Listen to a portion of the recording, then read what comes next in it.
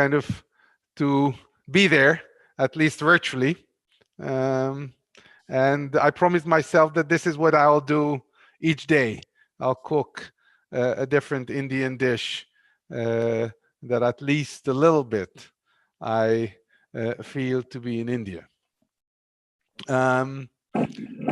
Curry was quite good, actually.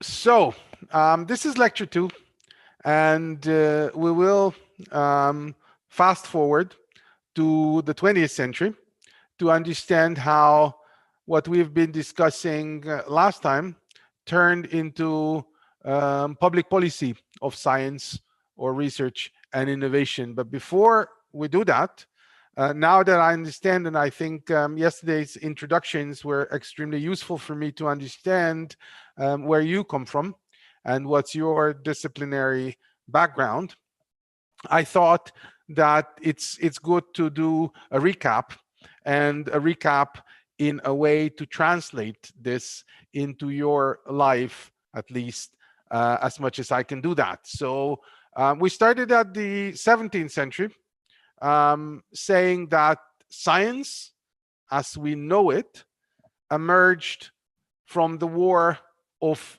beliefs, and this led to what we call today the scientific revolution. I know that I'm using a lot of terms that may not be very familiar to you. Therefore, I thought that it's good to have a run through of these philosophical concepts. At least thus you'll have something tangible to remember.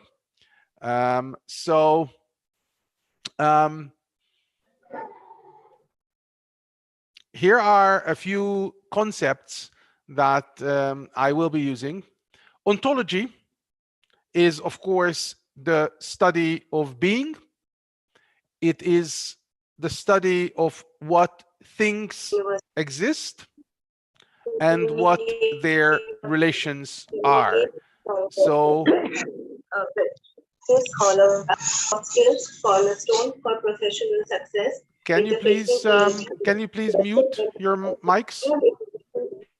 Technology and culture. Thank you.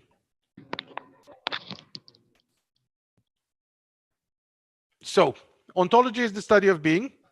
It's a pretty new concept. You would think that it comes from the Greeks, but actually it doesn't. The first time it was used, it comes from Latin, from ontologia, which appeared in 1661, again, same time, in the work of Jacob Lorhart or Lorhardus, and it also appeared in 1638 in the Lexicon Philosophicum, but actually it was Johannes Klausberg, 1622 between 1665, who used ontology in the sense of universal studies of being. So again, the concept of the study of being as such originates in the same time as the scientific revolution, but ontology, again, is the study of being, what things exist. Epistemology, on the other hand, another concept that I'm using, is the study of knowledge or of knowing. What does it mean to know things? It comes from Greek, episteme, which is knowledge, and logos, which is reason or language. And the two together, epistemology, is the field that is referred to as the theory of knowledge. So ontology is the study of being, epistemology is the study of knowledge or of knowing. Politics is another concept used. It comes from politikos, that is of citizens, public life or polites, which is the citizen, or polis, which is the city. So a Greek word or a Greek concept. And I use politics as the authoritative and legitimate struggle between entities or humans for limited resources or precious rights or privileges within the context of power. And a fourth concept, transcendence, which describes the fundamental structures of being, but not as ontology, that is the theory of being, but as the framework of emergence and validation about or of knowledge of being. And it comes from Latin. Trans means beyond, and scandere, which means to climb. So transcendence is the structures of being, but it means above something. It means to climb above something. If you transcendent, if you are in a state of transcendence, then that would mean that you are above something, and that's how I use it. So ontology, the study of being; epistemology, the study of knowledge; politics, the study of struggle between entities in the context of power; and transcendence, another way of describing structures of being, but beyond the physical or beyond what we see or experience. So these are the basic concepts that I tried to use yesterday. So we said that science, as we know it, has emerged in the war of the 30 years in the 17th century in Europe. And basically, it suggested a new way of looking at nature or the world, substituting or replacing Christianity as the focal point of European civilization. It substituted qualitative for quantitative. It substituted the view of organism to machine, and it has developed an experimental scientific method that would answer certain questions, limited as they are within the framework of specific theories. From the why, it looks at the how. So this is kind of the new framework of thinking. And this framework is also part of a new ontology, or onteme as I called it, because the cogito ergo sum of Descartes has created different entities. It has created the human, who is knowledgeable or knowing, and everything else that's knowable. It has also created a new form of geometry, not as an abstract mathematical system, but as a potential representation of the world. It has also created the West and the rest, and it has created land as terra nullius, not owned by anyone, and thus its people who lived on those lands as the ontological other. So this is kind of the scheme that we are discussing. We said that science is an ontology. It has been moving, the thinking has moved from theologians to philosophers and then astronomers, and its transcendental space transformed into spatialized transcendence. This is kind of where we were yesterday. So now comes the statement that is important for you to understand before we go and discuss further responsible research and innovation, or responsible science. This is the received view of what science is. Scientists are described and their work as being fundamentally different from everybody else or all other professions in society. Science is understood as being outside and above the social. It thinks in terms of nature or the external world as something that objectively exists independent of the human. And science is able to accumulate facts and theories to provide a complete and true description of this objective existence that is the real. As Romafite and others say, this view is a mixture of empirical description, metaphysical beliefs, norms of practice, and ideals. And this is suggested to help us navigate the complexities of the world as is. Translated, this means that this view of science, or science, is a political ideology.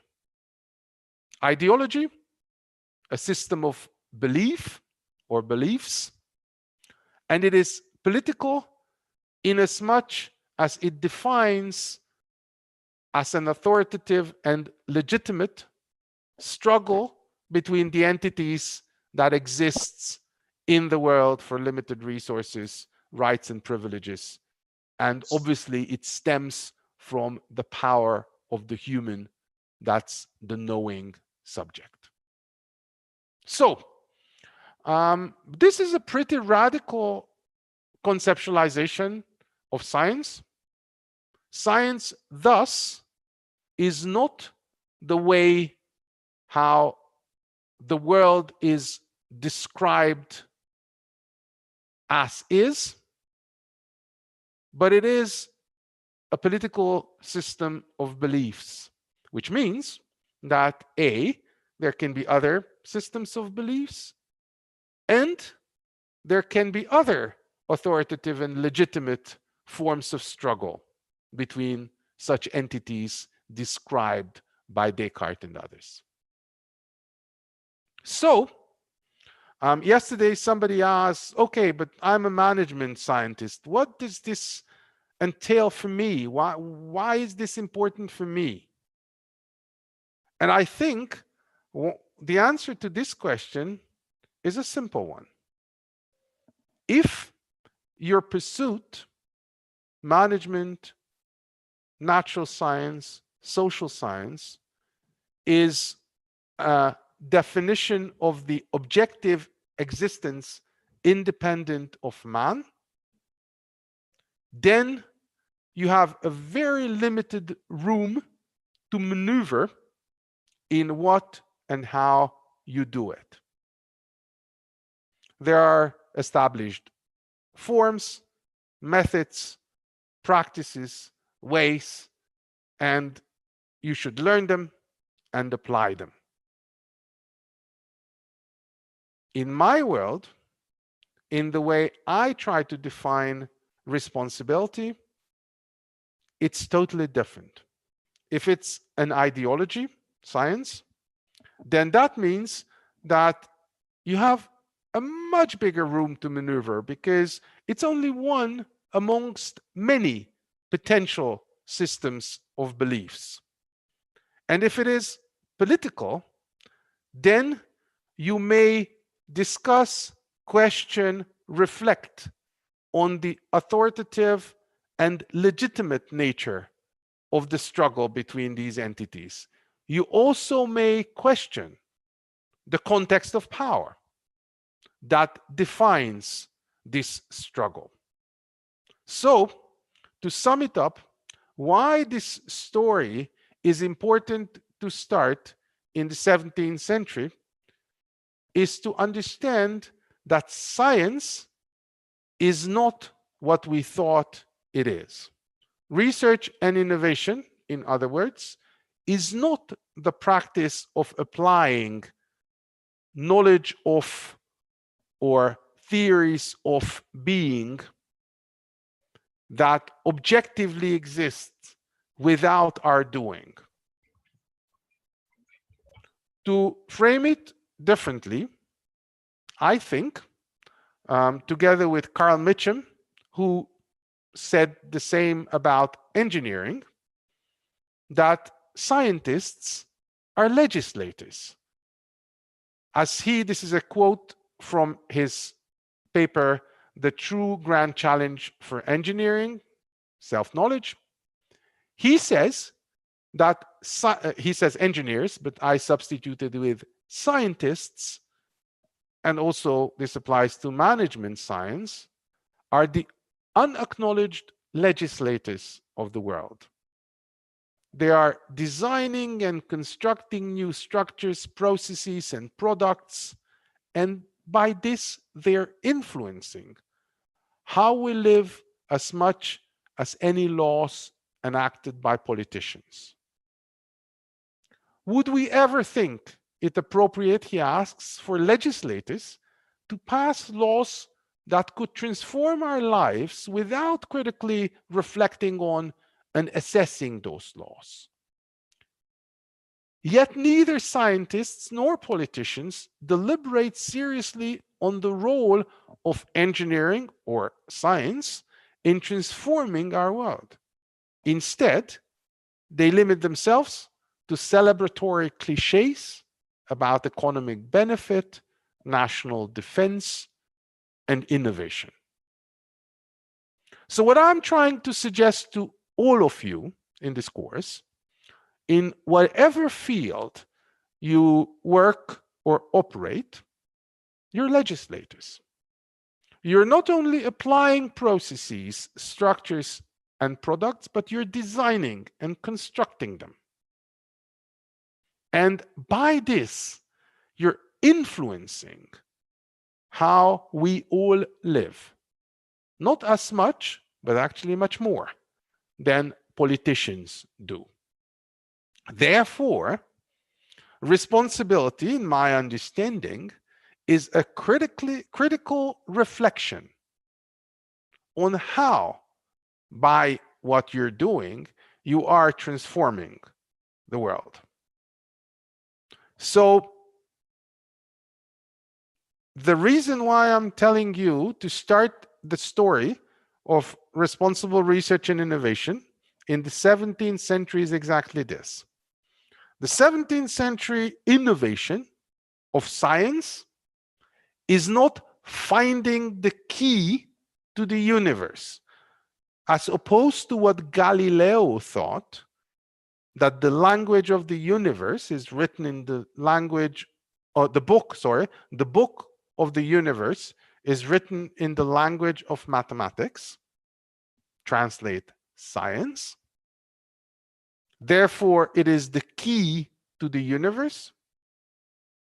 What I want to tell you and show you is that it's not something that has been found, but it has been invented. It has been invented to solve a political conflict. It has been invented to bring peace to the world that was Europe at the time. So, you, in whatever field you're operating, from engineering to management to bibliometrics to natural science, what actually you're doing is you are designing and constructing new structures, processes, and products.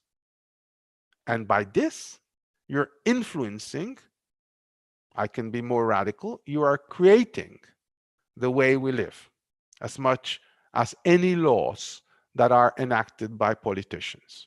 So, responsibility, the politics of responsibility, is asking these questions. Scientists are legislators. Scientists are politicians. Scientists are ethicists. And scientists are lay people. In whatever you do, if you understand that the methods that you're using, that you've learned and you're applying, are a political ideology, and this is not saying anything about the greatness of this political ideology. But this means that this opens an enormous room for you to maneuver, to ask questions, to critically reflect every day on what you're doing. So, let's fast forward into the 20th century. Does anyone have any questions at this point? Let me pause for a moment and ask you if you had any questions.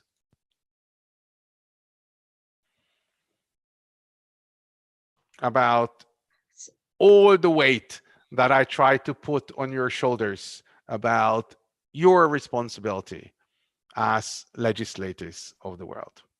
Any questions, anyone? Sir, Yes, sir. Okay. Sorry. Could you raise your hand and then I see who would want to ask? Yes. Can I call you Midori? Yes, sir. Okay, Midori, Yes, please go yes, ahead. sir. My question is. Turn your camera if Okay. you can. Yes, sir. Yes, perfect. So that I can Okay, see. sir. Okay, Yes. sir. Sir, my question is that what is belief? How we define the belief and when it becomes ideology? I think the difference between belief and ideology is the systemic aspect. I can believe that this paper is white in front of me. That's not a system. That's just one piece of belief. When it becomes a system, so a structure of multiple elements of beliefs that are held together, that's when it becomes an ideology. Ideology is not good or bad. I'm not using it in any form pejorative. It's just a descriptive usage, suggesting that we humans construct our world through what we believe to see as real, or what we believe to accept as real. And what we believe to accept as real is not only what we see at that one particular moment, but we have what we know, what we've learned, what others have experienced and shared with us, etc., etc. And so the individual and multiple beliefs are normally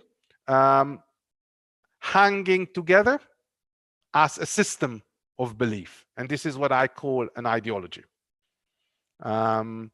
Positivism is an ideology. Postmodernism is an ideology. Again, I'm not using this pejoratively, I'm using this descriptively. Okay, thank you, sir. Siddharth, go ahead. Yes, good afternoon, sir. Sir, you quoted Carl Mitchell and you quoted him like scientists are the unacknowledged legislators of the world. Now, although I believe that, yes, scientists are the, legislators, but the true fact is that throughout the course of history, it was not the scientists who were, who were in charge of what they have to, do or what they have to translate to the society. It was more or less the politics which was kind of mending them, which was laying down their due course of path, that what they have to do. For example, like the nuclear technology, so how it was interpreted and used throughout the course of history is very different than it could have been.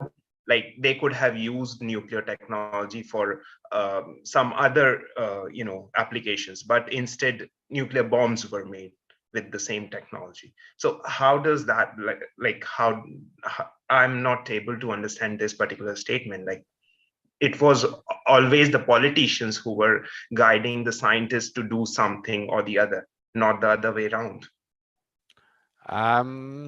I think it's a great question, but I beg to disagree. I think that what Mitchum tries to tell us is that in his original text, it's obviously engineers. So I'm not quoting him as scientists are the legislators. I'm kind of paraphrasing him because he speaks about engineers. But I think it equally applies to scientists, and engineers are applied scientists in a way. So what I'm trying to say is that actually two things to answer your question. One, that what scientists are doing is world making, similarly to what politicians are doing. Laws make worlds. They create relationships. They create power hierarchies. They create things, and the relations between these things, but so do scientists.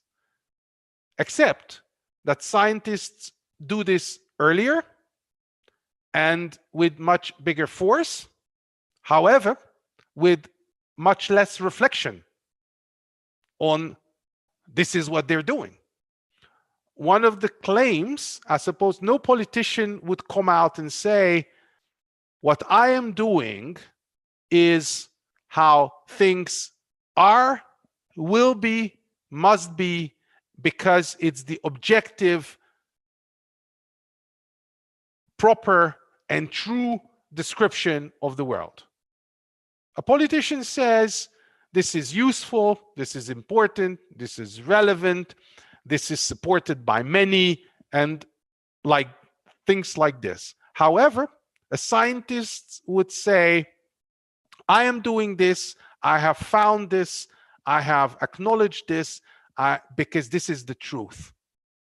And as long as this is not refuted by anyone of my kind, that is a scientist, this is how the world is. Except that this is just as much a political statement with a different form of legitimation, however, than what politicians are doing. So what I'm trying to say is that science is a political ideology.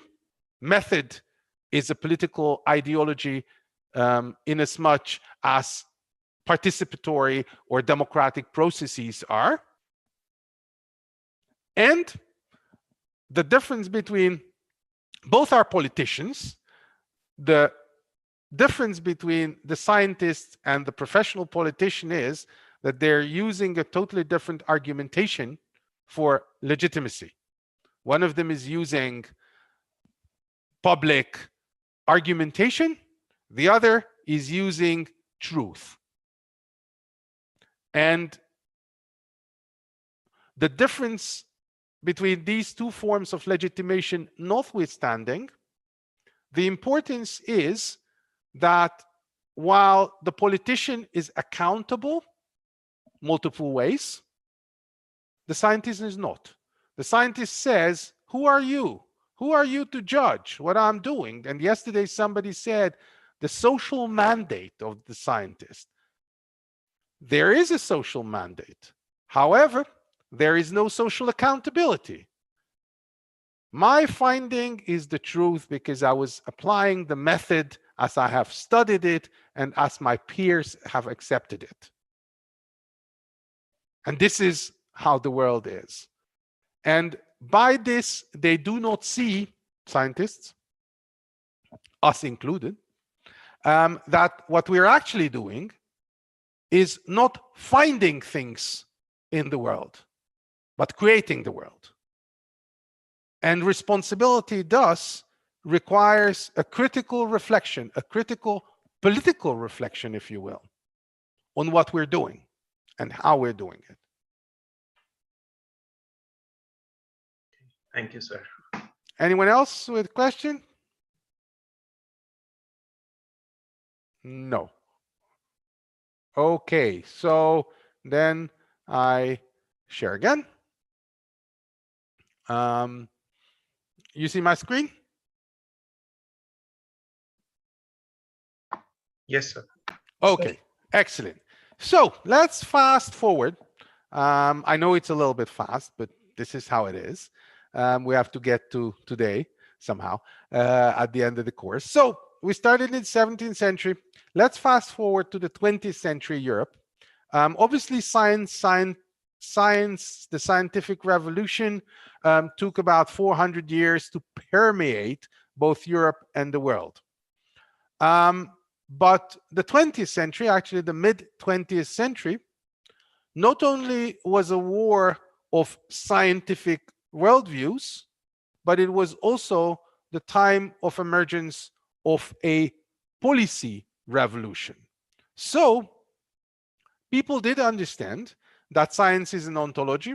We have moved from theologians and philosophers to astronomers, and we now have a transcendental, a spatialized transcendence instead of a transcendental space. But the question was, what has this resulted in? And the early 20th century has had a lot of challenges without the war. The US population has increased from 75 million to 130 between 1900 and 1940. And obviously, in other countries, some similar increases happened. However, in other countries, as Vannevar Bush, who was an engineer, argued, in these countries, such increase has been accompanied by enormous famine.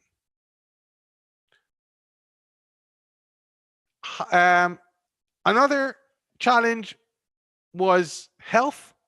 As Vannevar Bush tells us, approximately 7 million people in the US were or are, at the time of writing, 45 mentally ill. More than 1/3 of the hospital beds were occupied by such persons, and this cost 175 million a year. So there are challenges that need to be solved.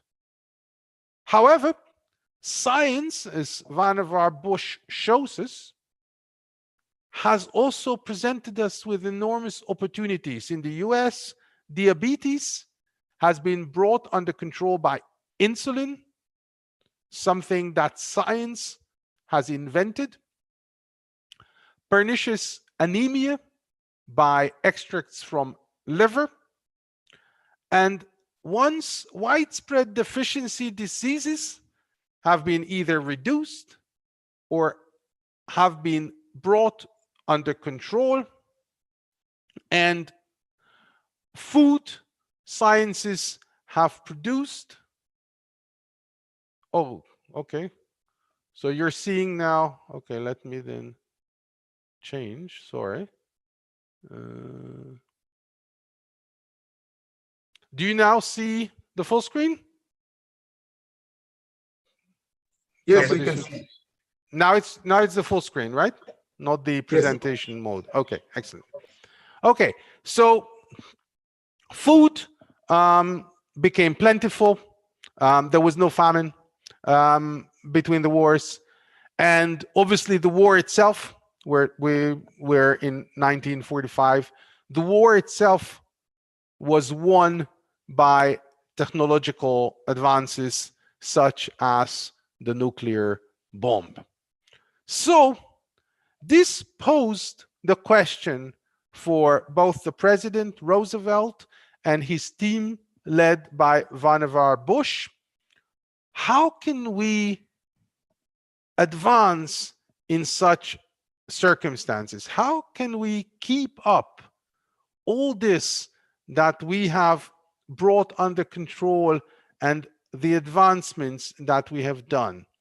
I don't know if it's clear to you, but before the end of the Second World War, there was no public financing of basic research in the US or anywhere else. Research was financed by industry or by private endowments. Universities were private, mostly funded by private benefactors, and basic or applied research was mainly funded either by industry players trying to bring innovations, marketable products, or the state in few instances that meant mainly defense purposes. So there was no public funding of scientific activities. So the policy revolution that I'm talking about meant that there was a new thinking emerging.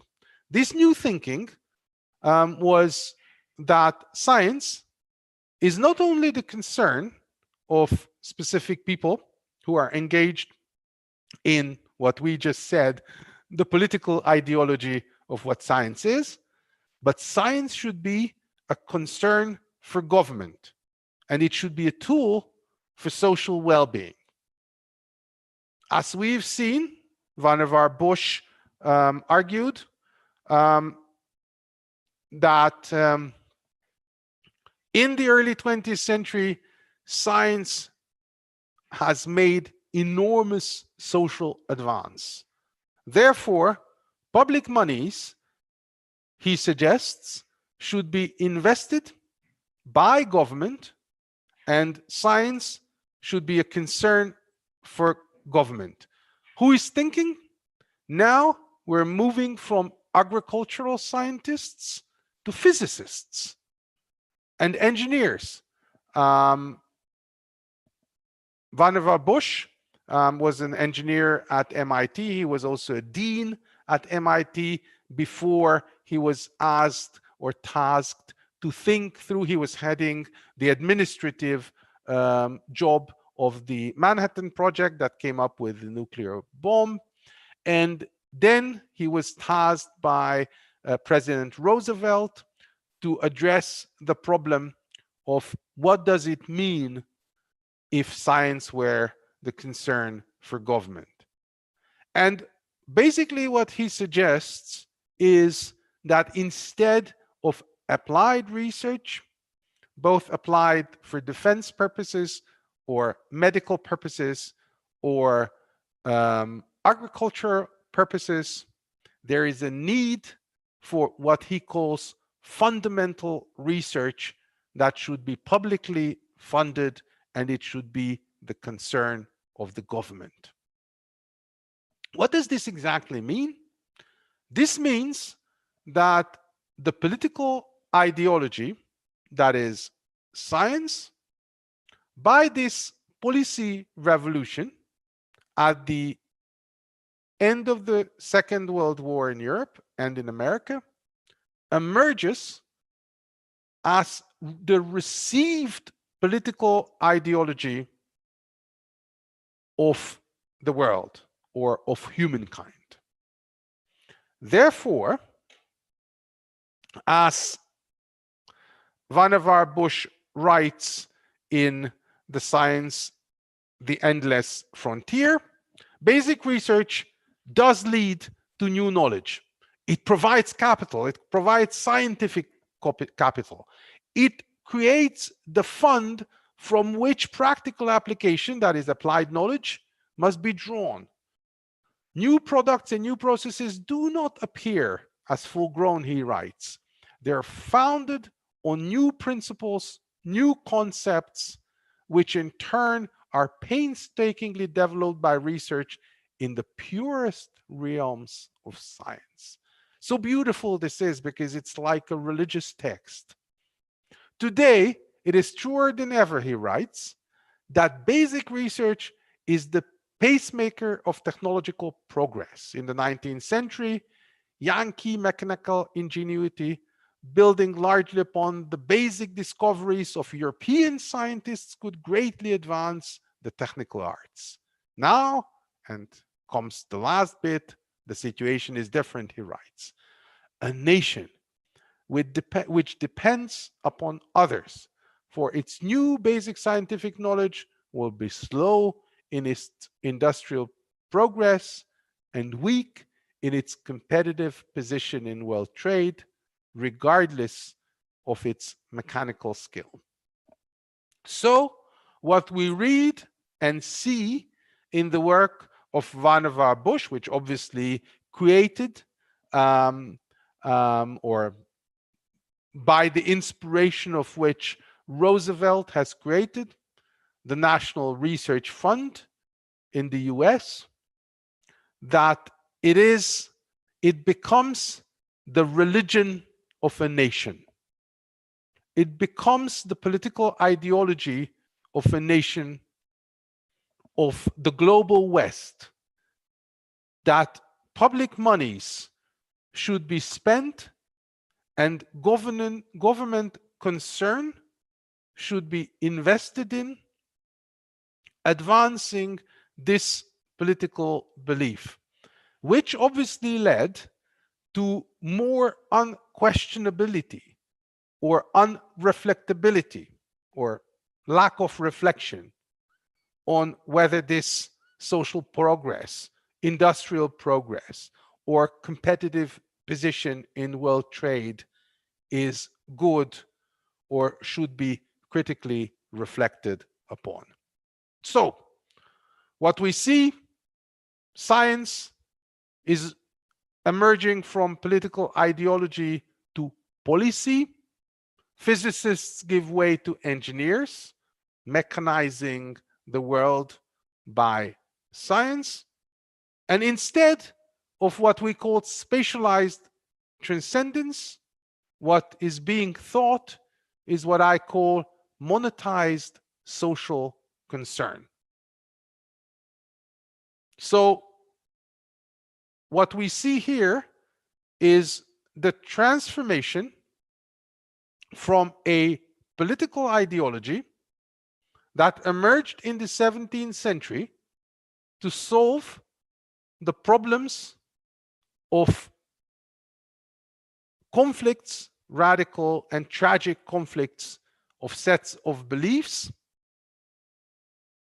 and trying to come up with a system of belief, ideology, that would arrange the legitimate struggle between entities, that is humans, in a way that suggests that this legitimate relationship that has been established is that of truth. And this truth requires, as Vannevar Bush suggests, public monies, taxpayers' monies, in order to emerge not only as a political ideology, but as a universal, national, or Western policy that looks, instead of spatialized transcendence, at monetized social concern. So, what we have here is the basics, I think, of what we should be reflecting upon when we discuss questions of research and innovation. I'm stopping sharing, but I'll come back to the Mentimeter. But I'm asking you now again, do you have any questions?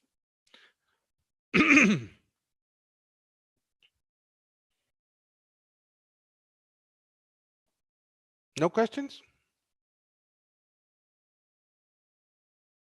It was all clear, simple, understandable. Everybody agrees.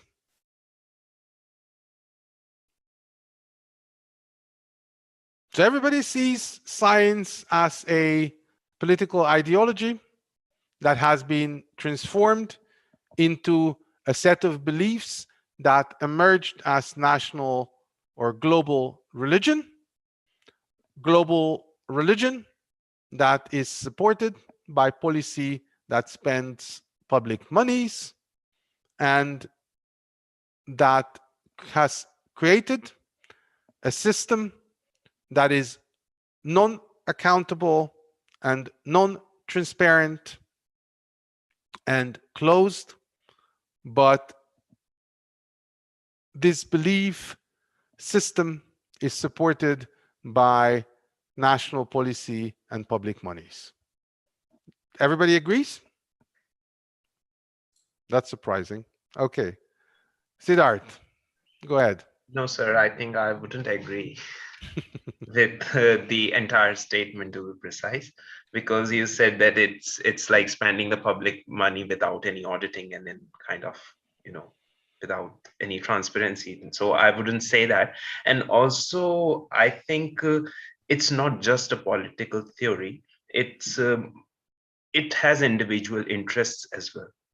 Like when, suppose if I want to work for maybe finding out a certain drug for a certain type of cancer. So it might not simply be a political theory guiding me or some kind of political motivation. It can be my personal interests as well.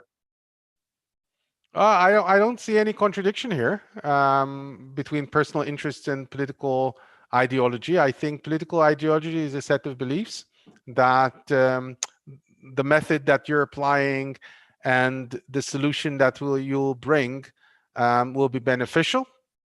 And This obviously can also be running parallel to your personal interest, or personal interest in the sense that you want to get a job and you want to get a salary, etc. So I don't see any contradiction here. I'm trying to offer you a frame of thinking. And I know that it's pretty hard to imagine a totally different way of thinking than the one that is accepted. Science is not thought of as a political ideology, but it is thought of as the language of the universe. And this is what I suggest that we rethink in order to understand what the stakes are in what we call now responsible research and innovation. Next up is Sardindo. Okay, thanks. Sardindo? Yeah, Go ahead. I'll just open my video.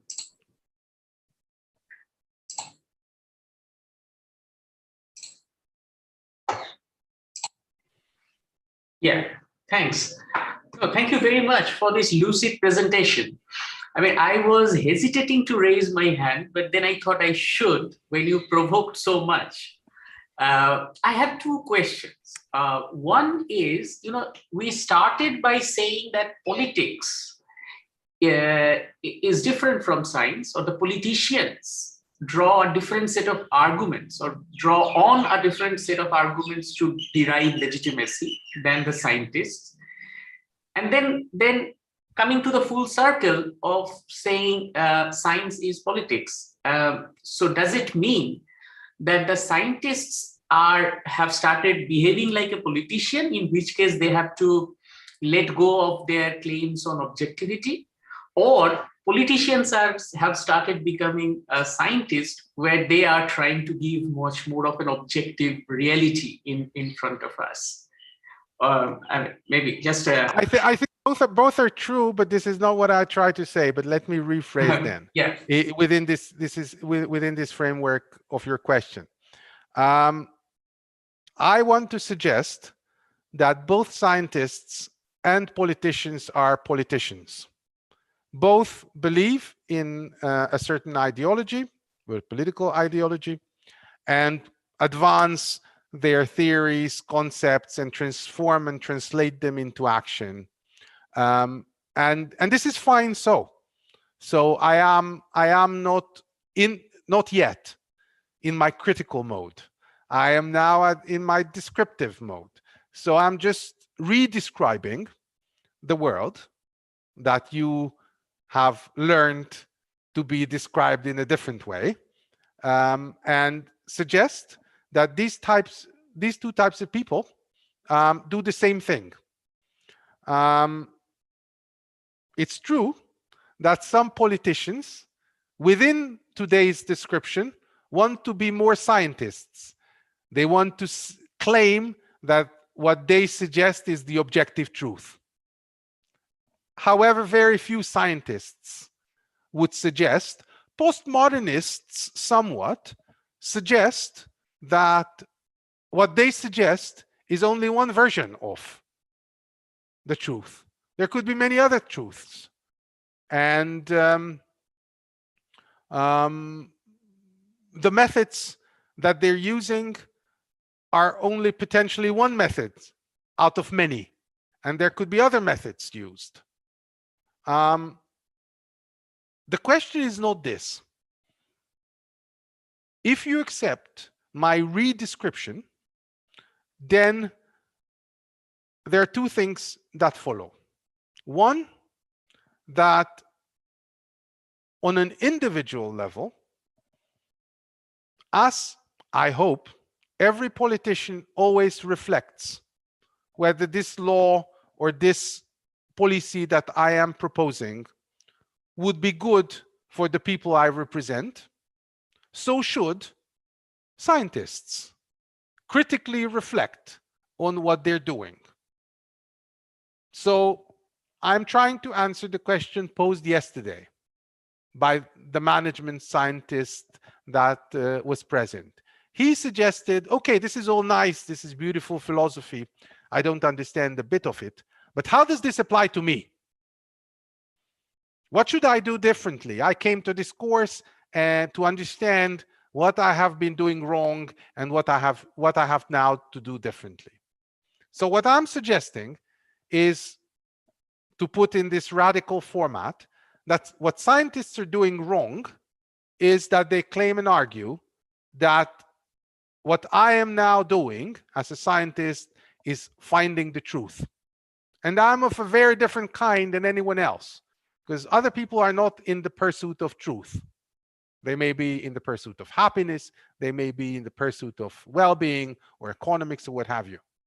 I am the only person who is in the pursuit of truth, and if I find it through my method, then so should you accept it.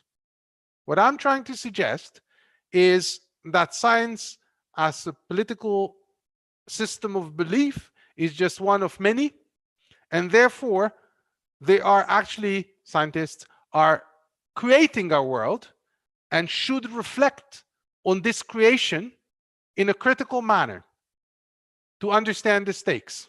This is what I'm suggesting. And sorry. I understand that there are authoritarian politicians, but that's not my concern. My concern is the authoritarian politician that is a scientist. Actually, if you want to hear me even more radical, I think that the scientists are really Nazis in many ways. They believe that, as Nazis did, that their calling is to set the world straight. Kill some people because they're actually not proper people, and take the world into a specific direction. And this is the direction that is the right direction to be taken into. And what I want to suggest humbly is more caution. That maybe the direction that you scientists, I included myself, are taking the world into is not the right direction. It's not the truth. It's just one version of the truth. Swati.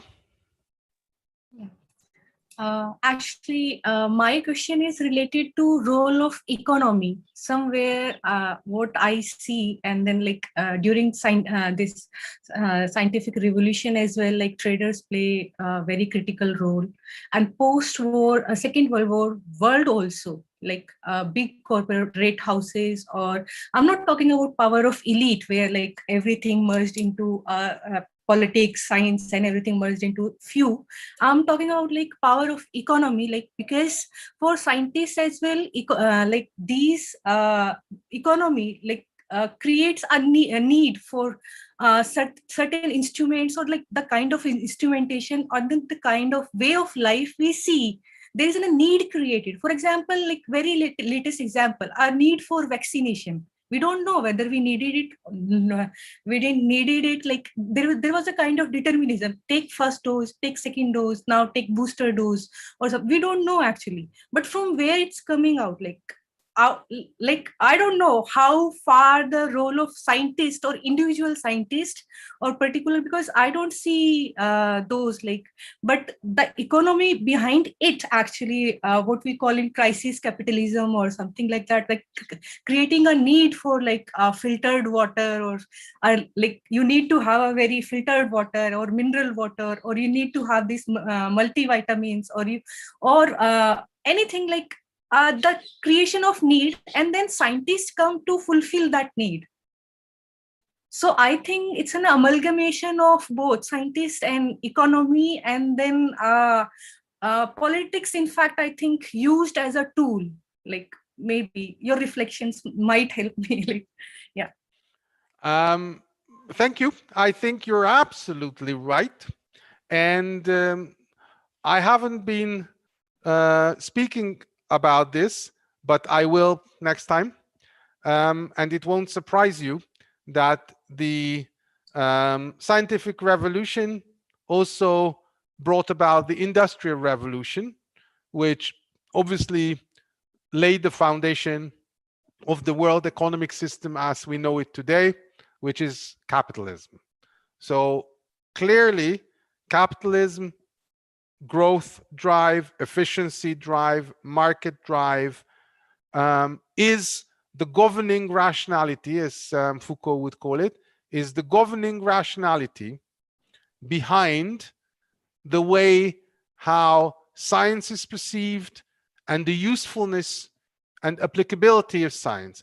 I would refrain from calling politics only the stuff that politicians are doing. I would rather call them professional politicians or legislators, and I think that's a good term to move away from politics being the realm of politicians. Politics is everywhere. The legitimate struggle of entities or humans and their relations and the context of power is everywhere. It's not only in the context of politicians, but it's everywhere.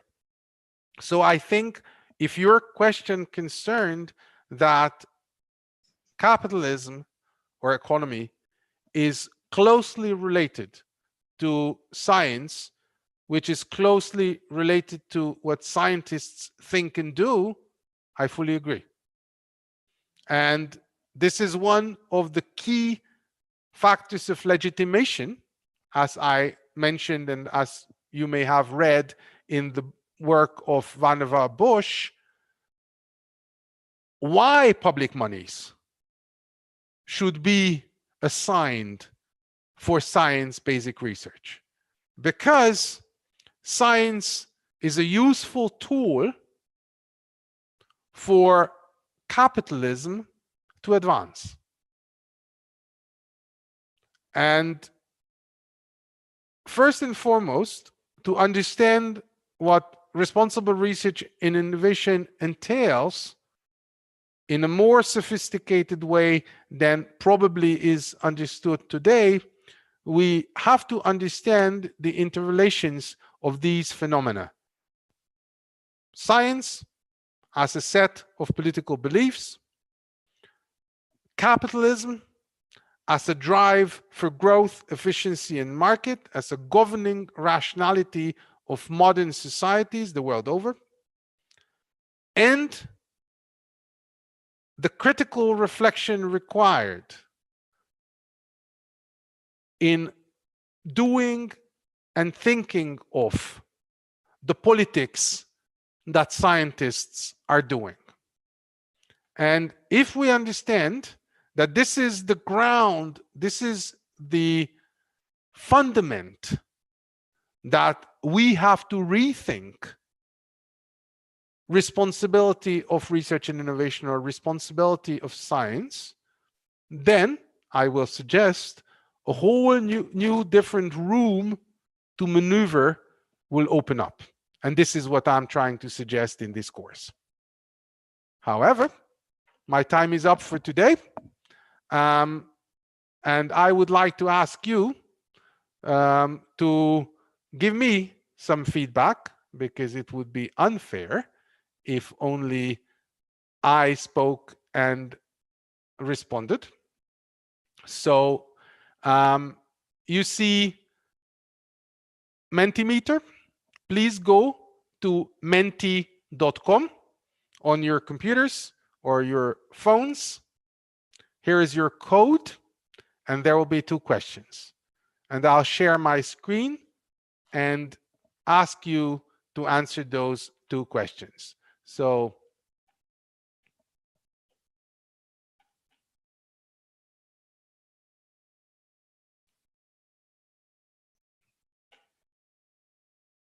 I'm sharing my screen now.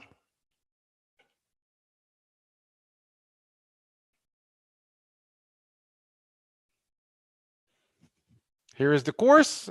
Here is Mentimeter, and here is the code. And please answer the first question. How was the course today?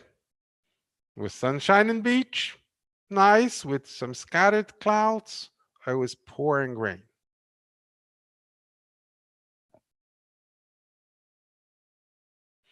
So please go to menti.com and you'll have the code 752048 92.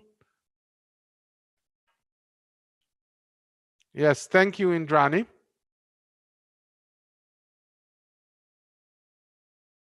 For sharing it in the chat.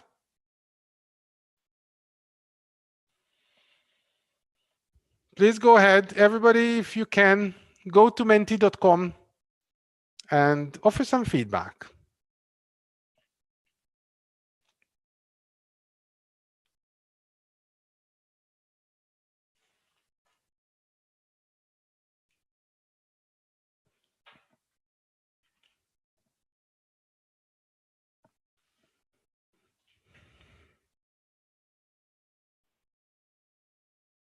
We only have 9 people, 10 people. We have 31 people present, so 14 now, a little bit more.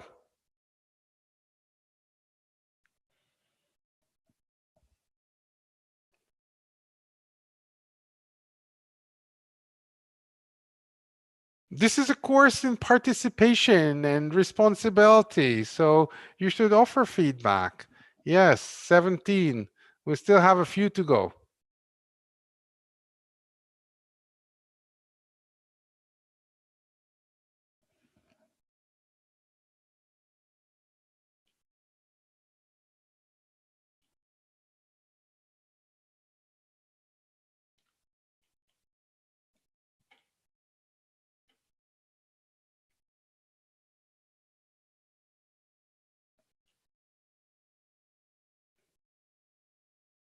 Okay, we wait 2 more minutes. We still have 20 only. We have a few more people. Yes, thank you.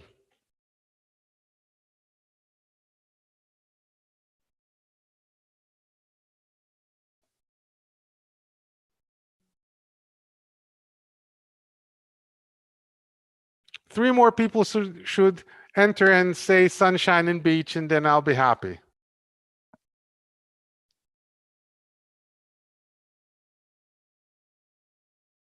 Okay, so here is your next question.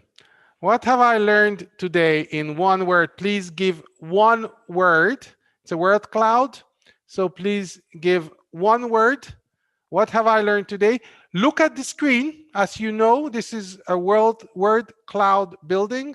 So if you see something that others have put in, reflection, if you like this, write the same, and then it will be bigger. So don't necessarily invent a new word if you like it, but use the ones that you see.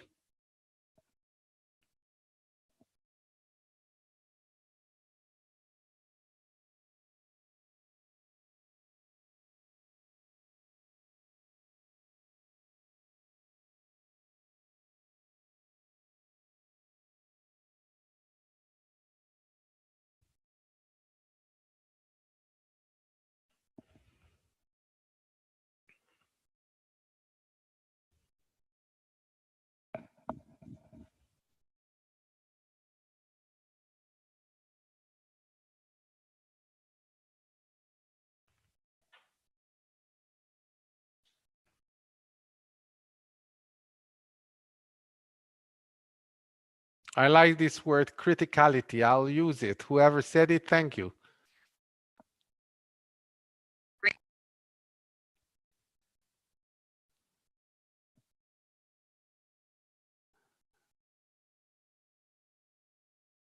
Well, this is pretty beach and sunshine.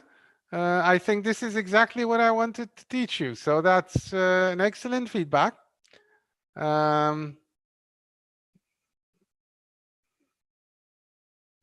This is all that this course is about: criticality, interrelations, science, reflections, politics, history of science, scientists as politicians, responsibility or responsible scientists. This is politics in science. That's great. Thank you.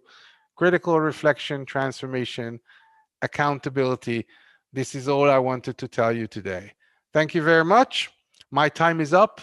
I hand over to Sardindu for the next lecture to come. Thank you very much. See you tomorrow, 11 my time, 4:30 your time.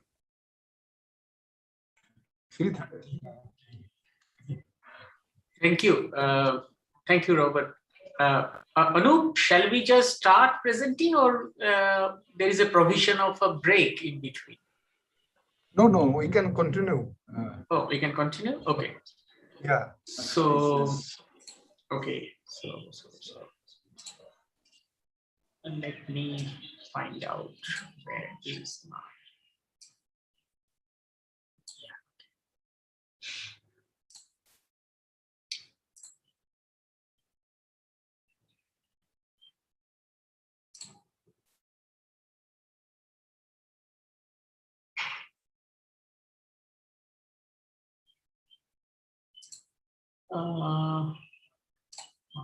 Okay.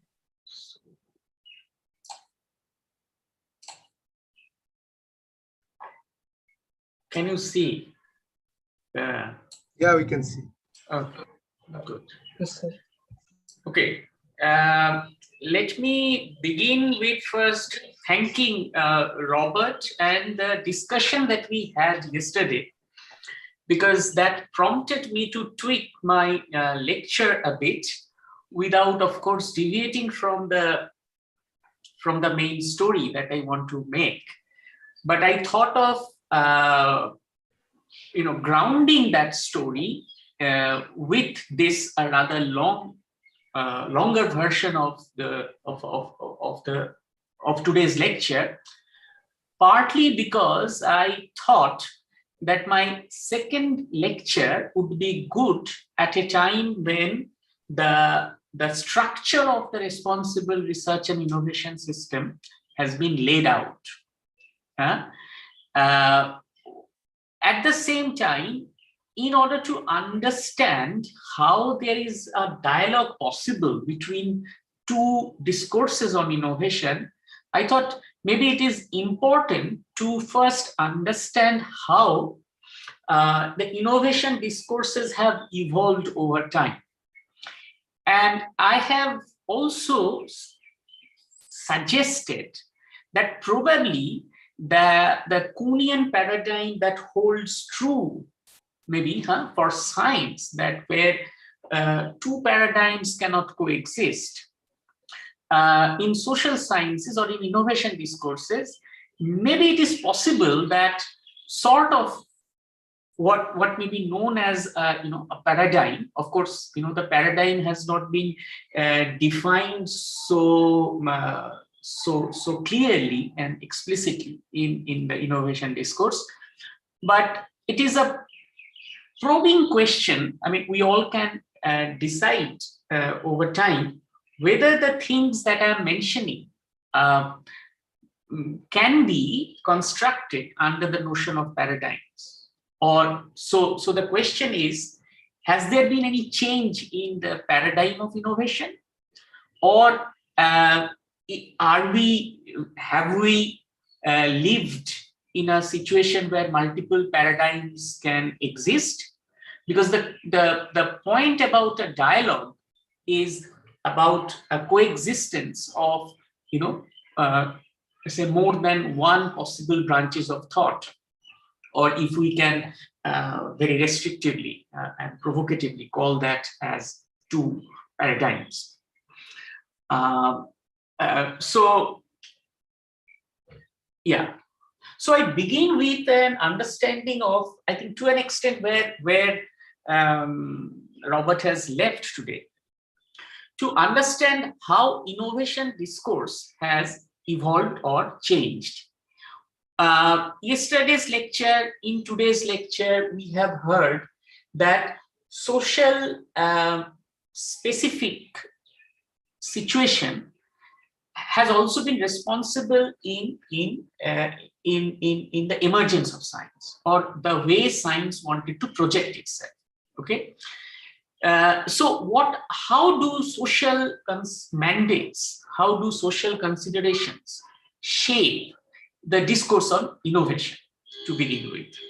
Now, it's not true that before Schumpeter innovations didn't exist, but it is also true at the same time that when we today talk about any theories on innovation, we go back to Schumpeter, because he was the person who gave this particular activity, of course, to an extent coined the term, but also gave this activity a more systemic kind of a treatment. When we talk of Schumpeter, we refer to actually two different versions of Schumpeter, right? Now, whether these two different versions it will be clear how these two different versions reflect two different maybe social realities. But at the same time, to what extent these two versions are different or there are overlaps is also an interesting point to ponder upon. Now, when we talk about Schumpeter Mark I, that is the Schumpeter in the theory of economic development, Schumpeter tried to look at innovation in an invention, innovation, diffusion framework. Roughly speaking, invention is what Robert referred to by the policies that Vannevar Bush had recommended, where the basic science, the technologies, the public goods would be promoted.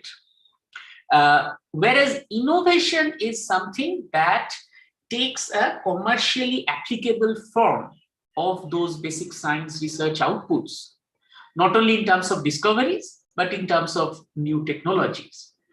And that is where the private businesses find their interest in, right? And they come up with a commercializable version of a technology which changes the economy. Okay, which changes the economy in terms of changing the market structure that they had, changing the number of people, the type of people who were in the business, by creating what is called a transient monopoly. And how they do it? They do it by radical innovation, something that didn't exist, that changes the economic cost of doing things so drastically that there was no point in using the older technologies. However, we must also be cautious in trying to find this link between invention and innovation. I would only say at this juncture that there is no automatic guarantee or a clearly specified lag between invention and innovation.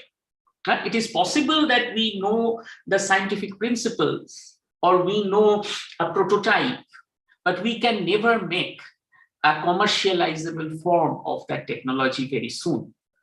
And it has been shown that this difference between invention and innovation may have taken something between 8 years to over 100 years for specific technologies. Now, then comes the question of diffusion. What is diffusion in the Schumpeterian framework? Is that, okay, after an innovation has been made, after somebody who has developed this innovation has been able to remove others from the economic activity, there will be people who try to imitate that product, and eventually they would imitate it and they would be able to close the gap. And that leads to a completion of a cycle. Okay, and then there might be a new invention, a new innovation, and diffusion, and so on. So this is what is referred to as circular flow of income, the way things would happen in a capitalist structure. What were the major emphasis on? The major emphasis were on mostly smaller firms, entrepreneurial firms, who create transient monopoly by creating these innovations. Universities are not the focus of this analysis. So in a sense, it is actually not talking much about the activities that Vannevar Bush wanted to promote. So, the public money might go to universities and the scientists there might do some new technologies, but that's not what the private firms or the private businesses are interested in.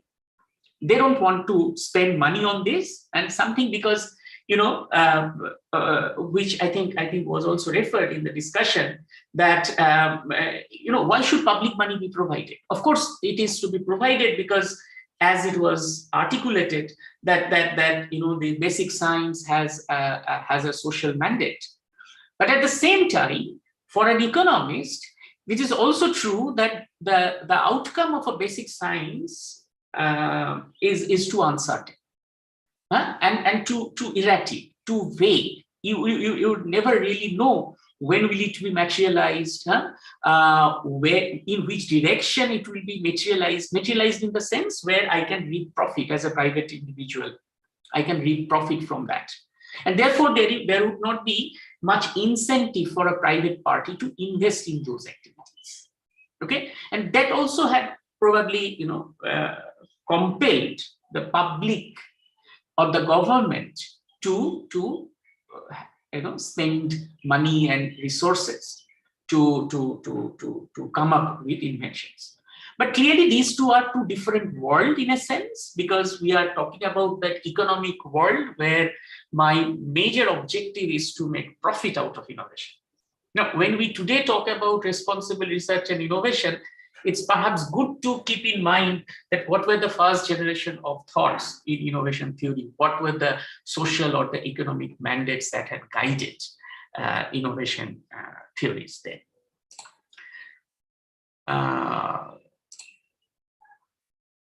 And that takes us to the so-called Schumpeterian Mark II. In some sense, Schumpeterian Mark I and Mark II were similar because they both kept their focus on radical innovations. But who would carry out these innovations? And there has been a marked change in that, from the entrepreneurial small firms to the focus now is on the large firms with routinized R&D and who are partly monopolies. So in the earlier version, the argument was that somebody becomes a monopoly through innovation. Here, you have to be a monopolist or sort of a monopoly. I'll come to that later. Sort of a monopoly in order to even make innovations and therefore perpetuate your monopoly position. Now, in economic theory, it is being referred to as something where we say that monopoly is a necessary evil. Now, why monopoly is an evil, first of all? Because monopoly is an evil because it charges, it can it wants, okay, and that's not a very favorable situation for the consumers. We all keep talking about it. Oh, they will charge so much because they are a monopoly, right? And that's precisely the reason why economists had also a kind of a sweet and sour relationship with the concept of monopoly. So that's why it's a necessary evil, because it is an evil because it doesn't allow consumers to generate much surplus, but it is necessary because if you don't have monopolies, it was believed that there would not be much funding available for them to do research and innovation. Why is it so? Because there are always imperfections in the credit market, and I cannot raise money for R&D and innovation. So I have to use my own money. Okay, and therefore a monopoly position is important to create more wealth, productivity, growth through innovation. But the focus remained on the firms. I said I wrote here large firms, but the focus was on firms as the key agent of radical innovation. Okay, now this is important to flag because when we would eventually move to a discussion on responsible research and innovation or frugal innovation, we would see that this position of who is the key agent of innovation getting changed. Okay. But at the same time, it also shows the change from Schumpeter Mark I to Schumpeter Mark II also shows that settings are important for innovation theories as well. What was largely believed to be the background of early industrial revolution UK or the catching up of Germany that had sort of motivated the Schumpeterian ideas of the Mark I type. It was largely his understanding and observations of the US capitalist economy of the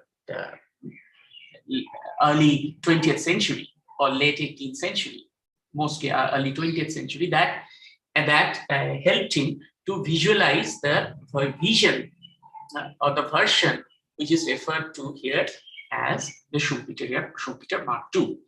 So we can see here that innovation theory is getting shaped by the major or the dominant social mandates, which at that point was growth. But at the same time, we also see that there are boundaries that these innovation theories are propagating. They don't see anybody other than the firms as the agents of innovation, because by defining by innovation, they primarily confine themselves to an economic understanding of innovations, defined as a new product or a new process or a new way of organizing the thing. Whatever that is, it should primarily be contributing to the economy. Okay, and therefore the considerations of growth, considerations of profit remained central to this understanding. However, this monopoly position was not really,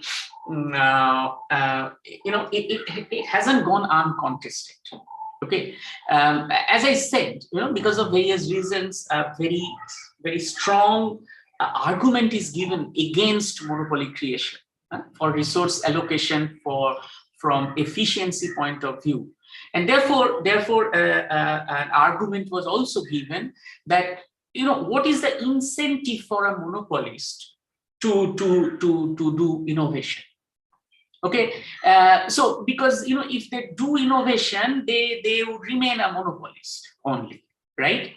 Whereas if somebody who is not anywhere in the market so far, if that firm or that kind of an entity can introduce a new innovation, it can actually eventually become a monopoly.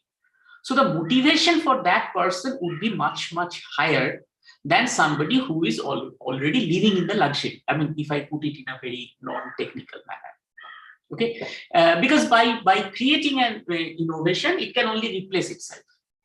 Whereas by creating an innovation, a new firm can eventually become monopoly. So therefore, the potential gain that it might think of is huge, and therefore it's it's possible that the motivation would be much more, and they would be willing to pay more money.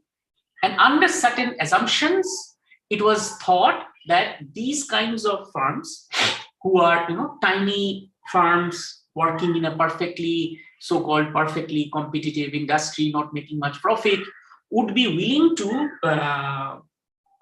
obtain an innovation much more than a monopolist.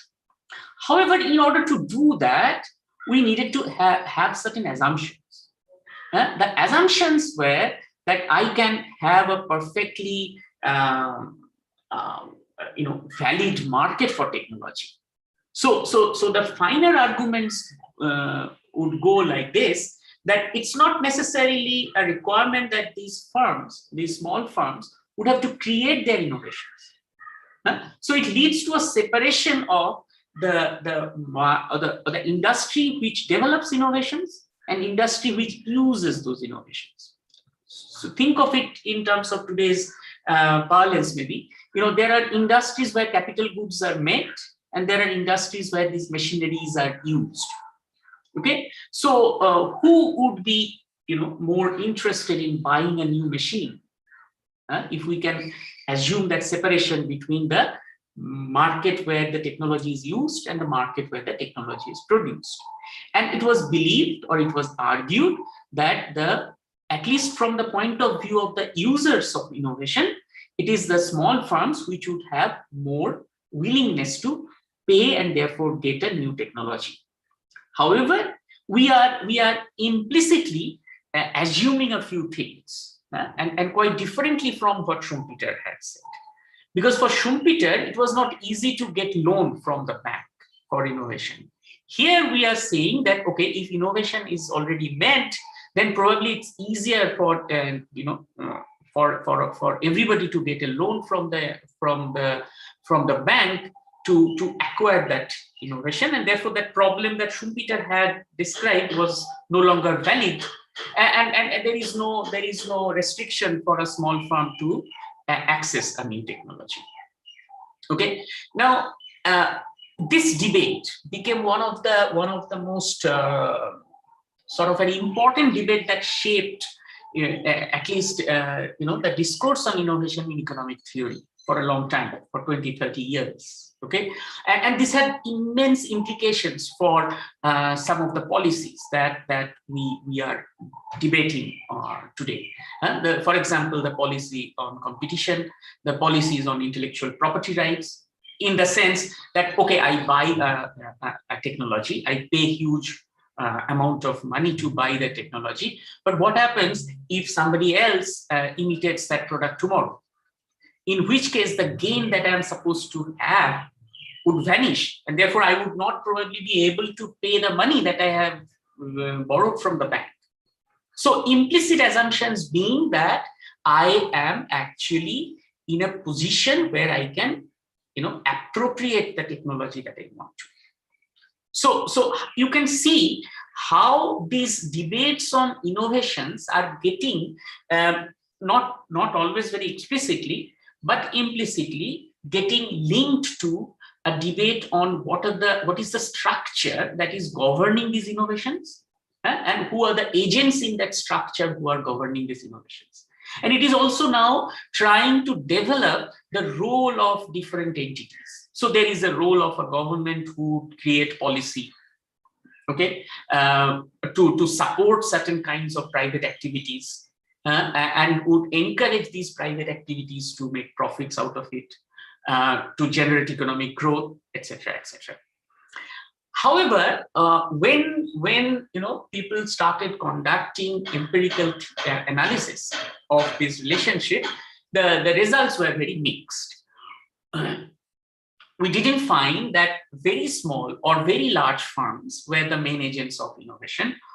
The most of the results were actually hinting at the role of a medium-sized firm. So it's not an entirely a monopoly firm that would do it. It's not a very small firm or a perfectly competitive firm. It's actually in a distribution of firms. Those who are in the middle are found to be more active, more efficient in conducting innovations. Now, of course, what are the reasons, how it was measured, it led to very interesting insights in different ways, which if some of you are interested, we can of course pass on those references. Then the question is, what was how this contest was addressed. So in the light of this empirical analysis, okay. So there is sort of a closure which came maybe around 1980, when it was theoretically, within the scope of an economic theory, I must say, when it was theoretically shown that, okay, something that is a reality and which is also sort of backed by the empirical analysis is, what is known as the oligopolistic competition. So it is actually not a competition among many small firms that create innovations or that incentivizes innovations. It's actually some large firms, but few large firms. So that way you retain the flavor of competition, and you retain the flavor of the monopoly, for example, and you try to reconcile these two opposite views to argue that innovations happen in the context of the oligopolistic competition by few large firms. So you accept certain things that, okay, you need maybe internal resources to generate innovation, and credit market is not very perfect. But you also accept the view that if there is no competition, then probably there would not be much incentive for innovation. But the argument remained confined to a framework where we kept assuming or treating that innovation is primarily an economic activity geared towards profitability and growth. And so it is the business firms who would be able to do that. The main role of the government is only to offer supporting institutions. So government would bring in law to implement intellectual property rights. Government will bring in law to figure out, okay, what should be how much monopolization would be allowed through the competition policy framework, etc., etc., etc. Okay, the role of the universities remained outside that scope of the innovation theories. Okay, it is where whenever Bush is pushing money through public spending, something is happening there, but what is happening is not really to be discussed in the innovation theories here. Okay.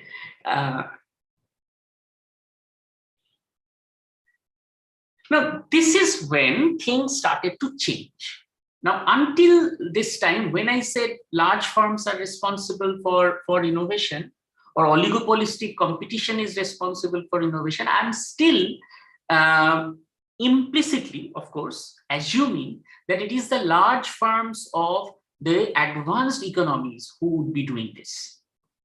Okay, the role of a large firms or a small firms in a developing country was not something to be discussed in innovation theories, because they are not indeed until now seen as doing anything called or closer to innovation. Okay, because innovation is a radical change. Radical innovations would technological breakthroughs would lead to economic growth, etc., etc., etc. And for which whenever Bush was pumping money. Okay. Now,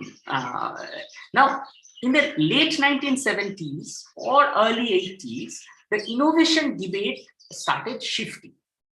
And of course, there are many ways to look at it. I have only mentioned a few, the theories that came up to sort of challenge the so-called, if I use a political term, the hegemony of a large corporations located in the advanced economy, and bringing in the changes through radical technological breakthroughs. That hegemony was challenged by some of these theoretical discourses that I have mentioned here.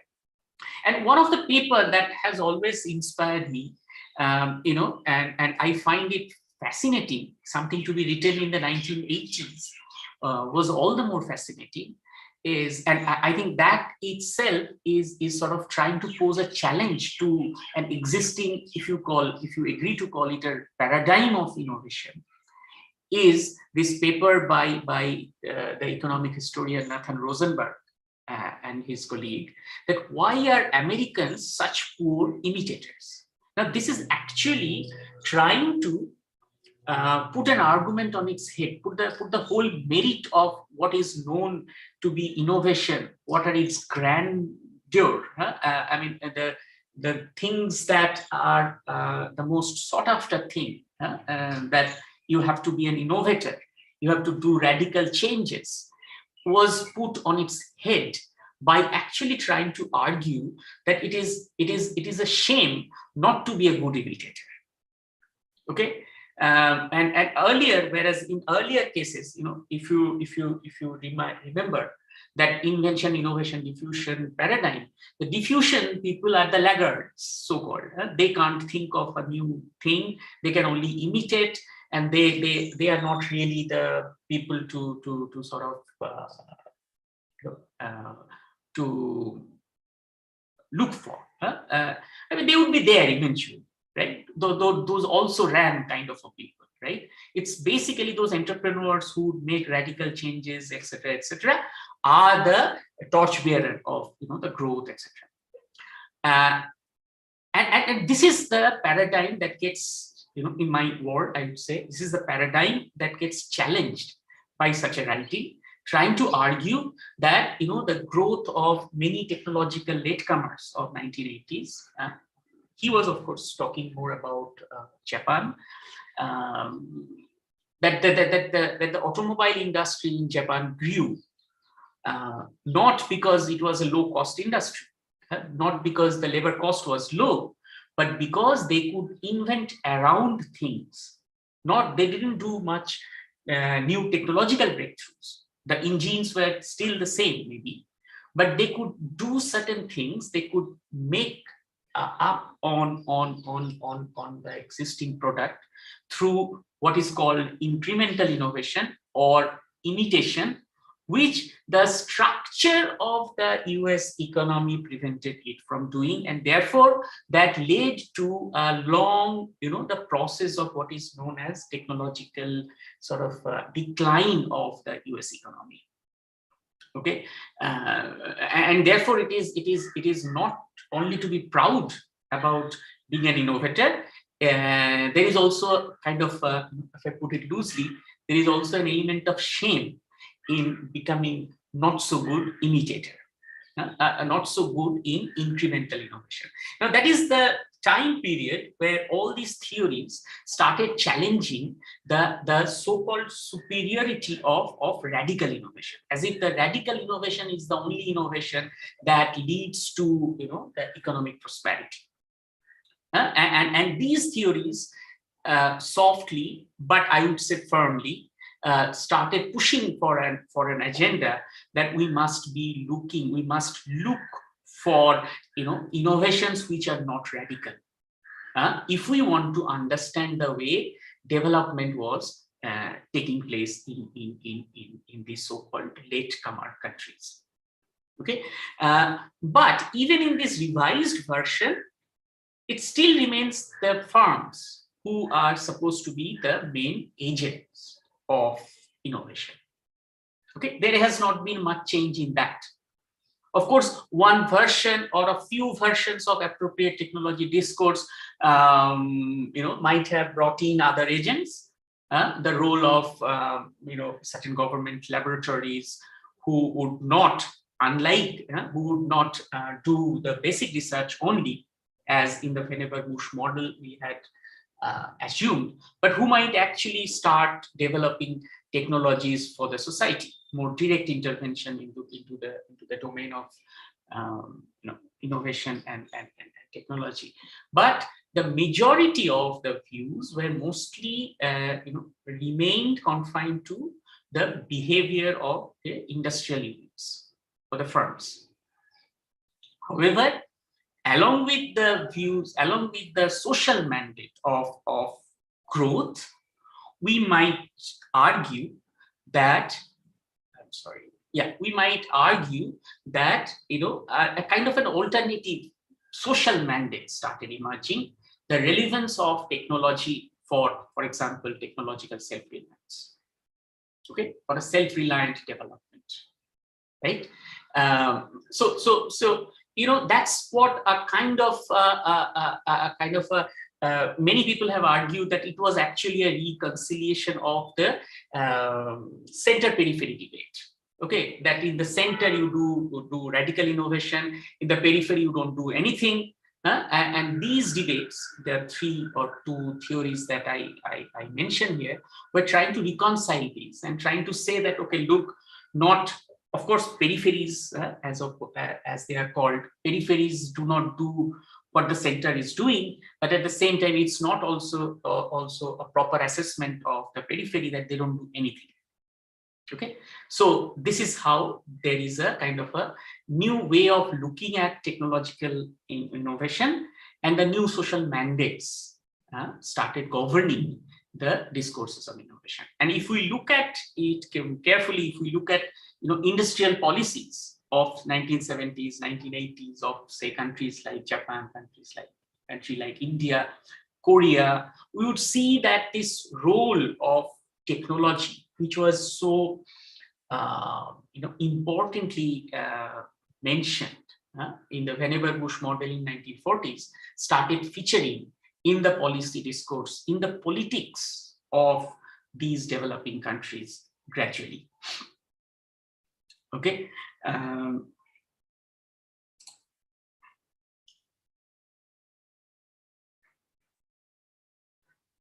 Now, as I said, I mean, it's fine that you have now shifted the locus of activities from the developed economies to developing economies, and you are trying to see, okay, there can be a more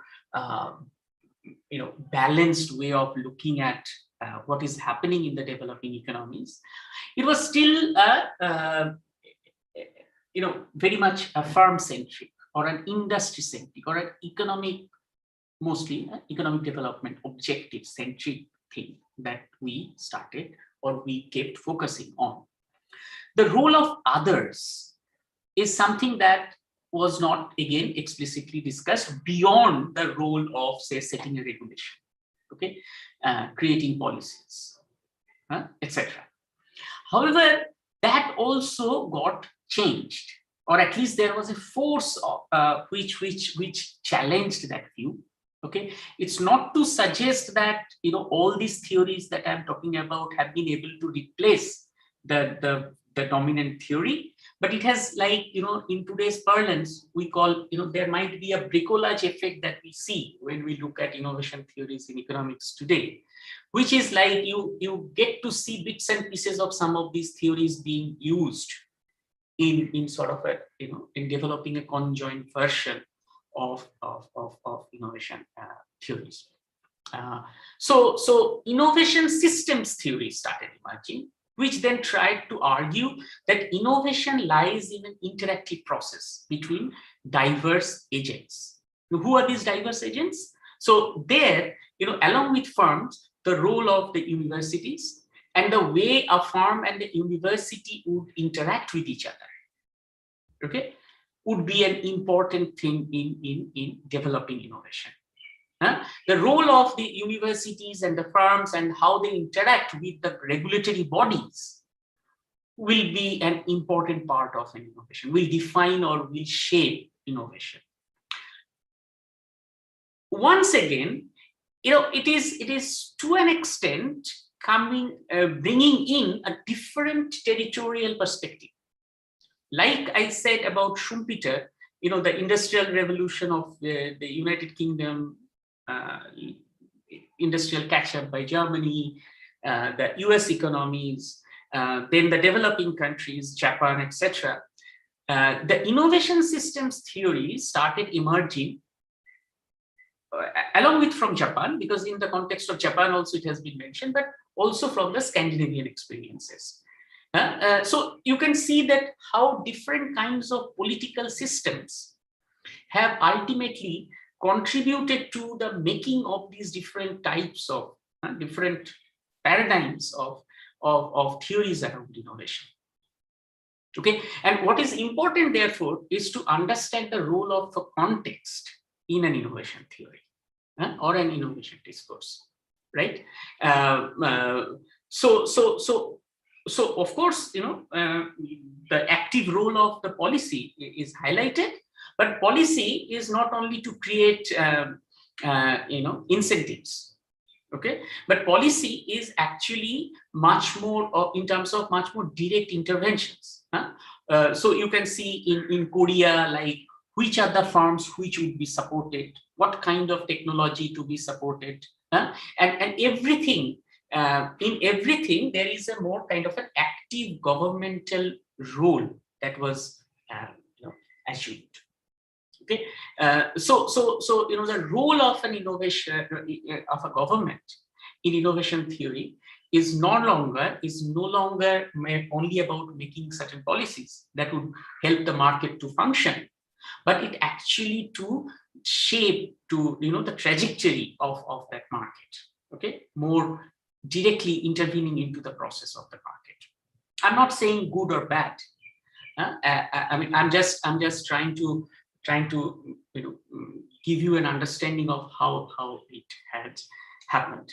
Now, as we go into these territories of how innovations take place, what is called innovation, who are the actors of innovations, we see that there is now a focus on the developmental goals, technological catch-up, beyond profit maximization.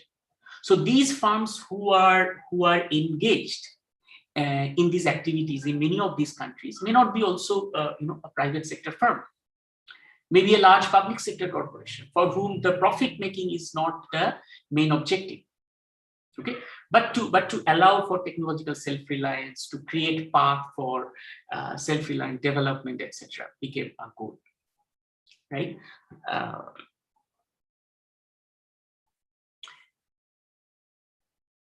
However, we still don't have much role of the users, okay, those who use technology. So we have, of course, broadened the canvas of who are the people who are producing a technology, if we can use the word producing, like who are innovating. But what about the role of the users? Like you and me, do we have any role to play in an innovation process? So the post-innovation system theory started, including their roles in one way or another. So there are these users innovations now who are like, specialist bicyclists who can customize a cycle for their racing car. Okay, and they work in collaboration with the firms who would be producing it to create customized, bicycles. Something like that would be called, users innovation. It could be surgeons who are using a technology, who are using a medical device, trying to co-develop, these innovations with the firms. Okay, so so through the users innovations, open innovation, we are getting to appreciate the role of users, but still within a profit maximizing framework. Okay, it is the firm in whose interest it is to create a modified, or a customized bicycle, because otherwise, the specialist riders would not be using their bicycles. Okay, so that's how it started happening. However, I have kept RRI and frugal and grassroots innovation at the end, because I consider that these two theoretical frameworks have the potential to go even beyond the profit maximizing framework, to include users in a more varied sense, in a more social way.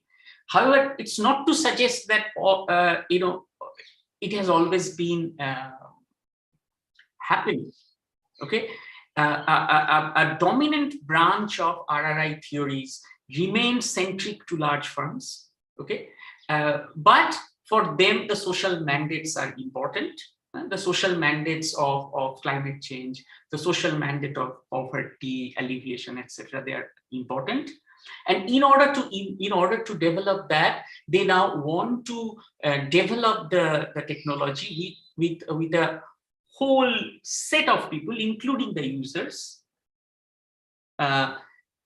co-develop the process. However, I'm sure it will come in the next lectures from Robert that the politics of co-development, how it gets shaped.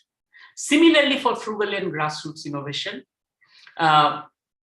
we are trying to talk about technologies that will be helping the people on the margin, that will be created by the people on the margin, but at the same time, there are also this, the tensions of who the agents are, what are the main motivation. Is it to extend the market by taking my technology to the so-called bottom of the pyramid?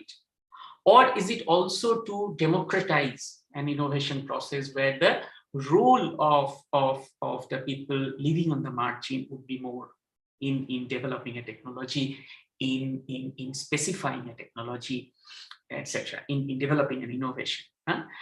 The main challenges, as I do see, yes, they can be profit maximizing, but there are other mandates that are important that can be brought in here. There is a clear focus on context specificity, because the moment you bring in users, the moment you bring in values, you are becoming more social, and therefore the social values, etc., would be important, and which can lead to a process of innovation which are more socially context specific. Okay, yes, it is sort of making a more direct attempt to bring in the roles of universities, individual innovators, those people who are those people who may not be in Adam Smith's word, the philosophers of science, as only the innovating agents, but people like you and me who only have the experiential knowledge. Maybe I'm running a repairing shop, and through that experiential knowledge of running a repairing shop, I might develop a new bicycle, new model of bicycles, and that is also happening. Okay, in many parts of India, for example, as I have seen, in India, the battery run rickshaws in Delhi. Okay, you have these battery run rickshaws which are developed by somebody who himself was a rickshaw puller 20 years ago, and so on. So you can see that innovation theory has tried to broaden its ambit, broaden its social mandate, and broaden the role of the people who are ultimately going to be influenced or affected by innovation. Okay, now that's how the theory has gone, or theory has evolved. So I will take a pause here for 5-10 minutes, and if you have any question, please let me address, because then what I will do, I will not yet make a theoretical argument for this dialogue between RRI and Frugal, but I will only mention about the basic characteristics of a frugal innovator, so that when the theoretical foundation or the conceptual framework is laid down, we can come back to this question, maybe over the weekend, maybe on the Saturday, in Saturday's class, that we would be able to then flesh out these theoretical arguments of whether a dialogue is possible, or where you think there could be a dialogue between RRI and frugal innovation. Over to you for questions.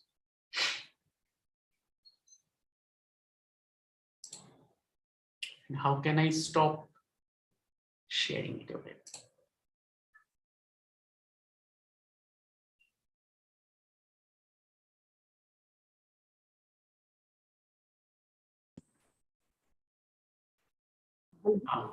No hands. Good evening. Crystal clear. Okay, yeah, please. So when you say frugal innovation, yes, yeah, and so what, could you please make your video on so that? So actually my laptop camera is not working. Okay, sure. I'm sorry. So where are you from? I'm from GIAN. I'm from School of Computer and System Sciences. Okay, okay. Please. So, when you say frugal innovation, what does it really? What do you really mean by frugal innovation? Yeah, that will be part of my next lecture. Okay. Yes.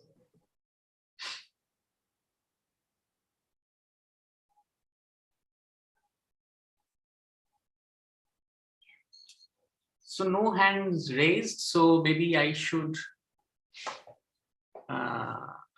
start my second presentation, but there is still time.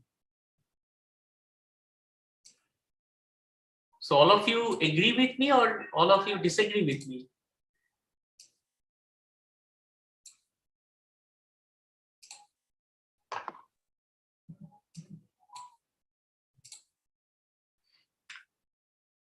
Yeah. Yes, Siddharth, you can ask. Yes, sir. Yes. Sir, I think as far as now, I think I have, I think I second with your thought and ideas. I just wanted to clarify something. So you were mentioning all these Schumpeterian legacies and all the, debates between the market structure and, the developmental theories. So is it like in a very specific chronological order that we are going, or is it more of coexisting theories? Yes, that's a good question. Well, that is something that I claim that, well, it's not possible in the discourse on innovation to completely replace one kind of theory by another. What has happened that we are now able to broaden our understanding of what is the meaning of innovation, who are the agents of innovation, where are innovations taking place, how does innovation look like, etc. It doesn't mean that we are trying to replace one theory by another. Yes, there is a chronological order in the way we have started appreciating this diversity, but at the same time, if you call me, okay, are these theories, so one theory or another is not relevant, I would say, well, I can't say, because that's a purely an empirical question. And it is possible that even in one country, 2-3 different theoretical lenses are used to understand, analyze innovations in the different parts of the economy. Okay, but what is definitely happening is that today, when we talk about innovation, we cannot brush something under the carpet if it is not a radical innovation. Okay, we cannot brush it under the carpet if it is not developed within a firm. Okay, so on and so forth. So things like that are happening. So today, yes, maybe there would be a dominant view even today. Okay, for example, when we talk about jugaad or frugal innovation, there are very opposing views coming from the technocrats, the policymakers, what it is. But what is at least happening is that there is no denial that you might have to explain what is jugaad or why jugaad is relevant, why not, etc. Okay, so I would say still some of these theories are maybe in the periphery of innovation discourse, but something like a bricolage is happening, where an innovation theory is trying to build on certain elements of this and certain elements of another theory. Oh, thank you, sir. Sir, to add to this, I think, so can we say that initially the theories, the innovation theories were much more kind of a product of the capitalist regime, and moving on further, they are much more moving towards, social responsibility and, sustainability, and they are trying to, kind of separate themselves from the capitalist chains? Well, that would be a tricky question to answer, because how do you define capitalism? One way of defining or one way of understanding capitalism would be in terms of the corporations, what large corporations do, etc., etc. But there is also a view that actually they don't represent the true spirit of capitalism. The capitalism is by the small entrepreneurs, individual entrepreneurs who create markets, possibilities. So it depends on the way you try to understand capitalism. But what you are probably trying to say is whether we are going beyond the capitalist actors as also people who are contributing to the process of innovation. Probably yes, because by innovation today we do not only confine ourselves to a product which is commercially commercializable. We can also talk about something, maybe a product, maybe a new organization which creates a new kind of societal structure. So yes, there is, I would say it has gone beyond the economic person and to include the social actors who may or may not be part of the capitalist, the structure of an economy. But at the same time, there are policies which are now trying to bring these innovations, which are probably happening outside the scope of a strictly defined capitalist system, into the capitalist system. And we can talk more about that in the later lectures, maybe. Thank you, sir.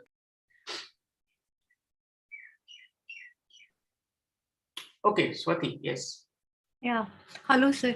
I have a continuing question. Like you said, now those smaller innovation, I don't know whether to call them innovations or not, those jugaad thing or those tinkering things, it's not possible to brush them under the carpet. But still that economic factor has not been like completely denied, because since I've been working on RRI and it's been almost 6 years, and I've seen profit. If it's like win-win situation, then it's acceptable to like innovators.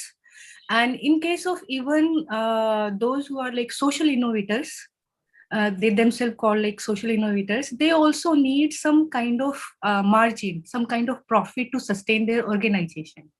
So my specific question is why it's not because I see a lot of brushing under the carpet still going on, because there is no scalability. Yeah. Once some innovation comes and it's not scalable and there's no profit margin, and then maybe for some time government with government funding it's supported or something like that, but it's not like making up. It's kind of, again, it's a kind of like huge graveyard of small innovations which could have had a like potential to make a difference. So why you think, like, what are the factors which are like contributing, like it's not possible to brush them under the carpet, because that economic factor is very strong still? Yeah, it is very strong. I would actually respond to your questions in some of my later lectures, because this is a question that I also deal with. It's like, I give this example sometimes that, this famous advertisement for automobile in India, that some company has come up with a fantastic car which has this and that and so on, and they're trying to project that. And then from the behind, somebody says, but how much does it give? As if its fuel efficiency is the last word for a car to be a good car. And that settles the score for that particular advertisement. Okay. Now, I actually find it an interesting argument to make when it comes to innovation theory. Shall we or should we reduce the credibility of an innovation only in terms of how much economic scale it can obtain? Okay, is it a very technical question to answer, or it's a political question to answer? Where from the scale, the question of scale, where from it comes, whose interest it serves? Okay, does it serve everybody's interest in the equal manner, or somebody's interest more and somebody's interest less? Then who are the persons who are getting affected by this argument of scale?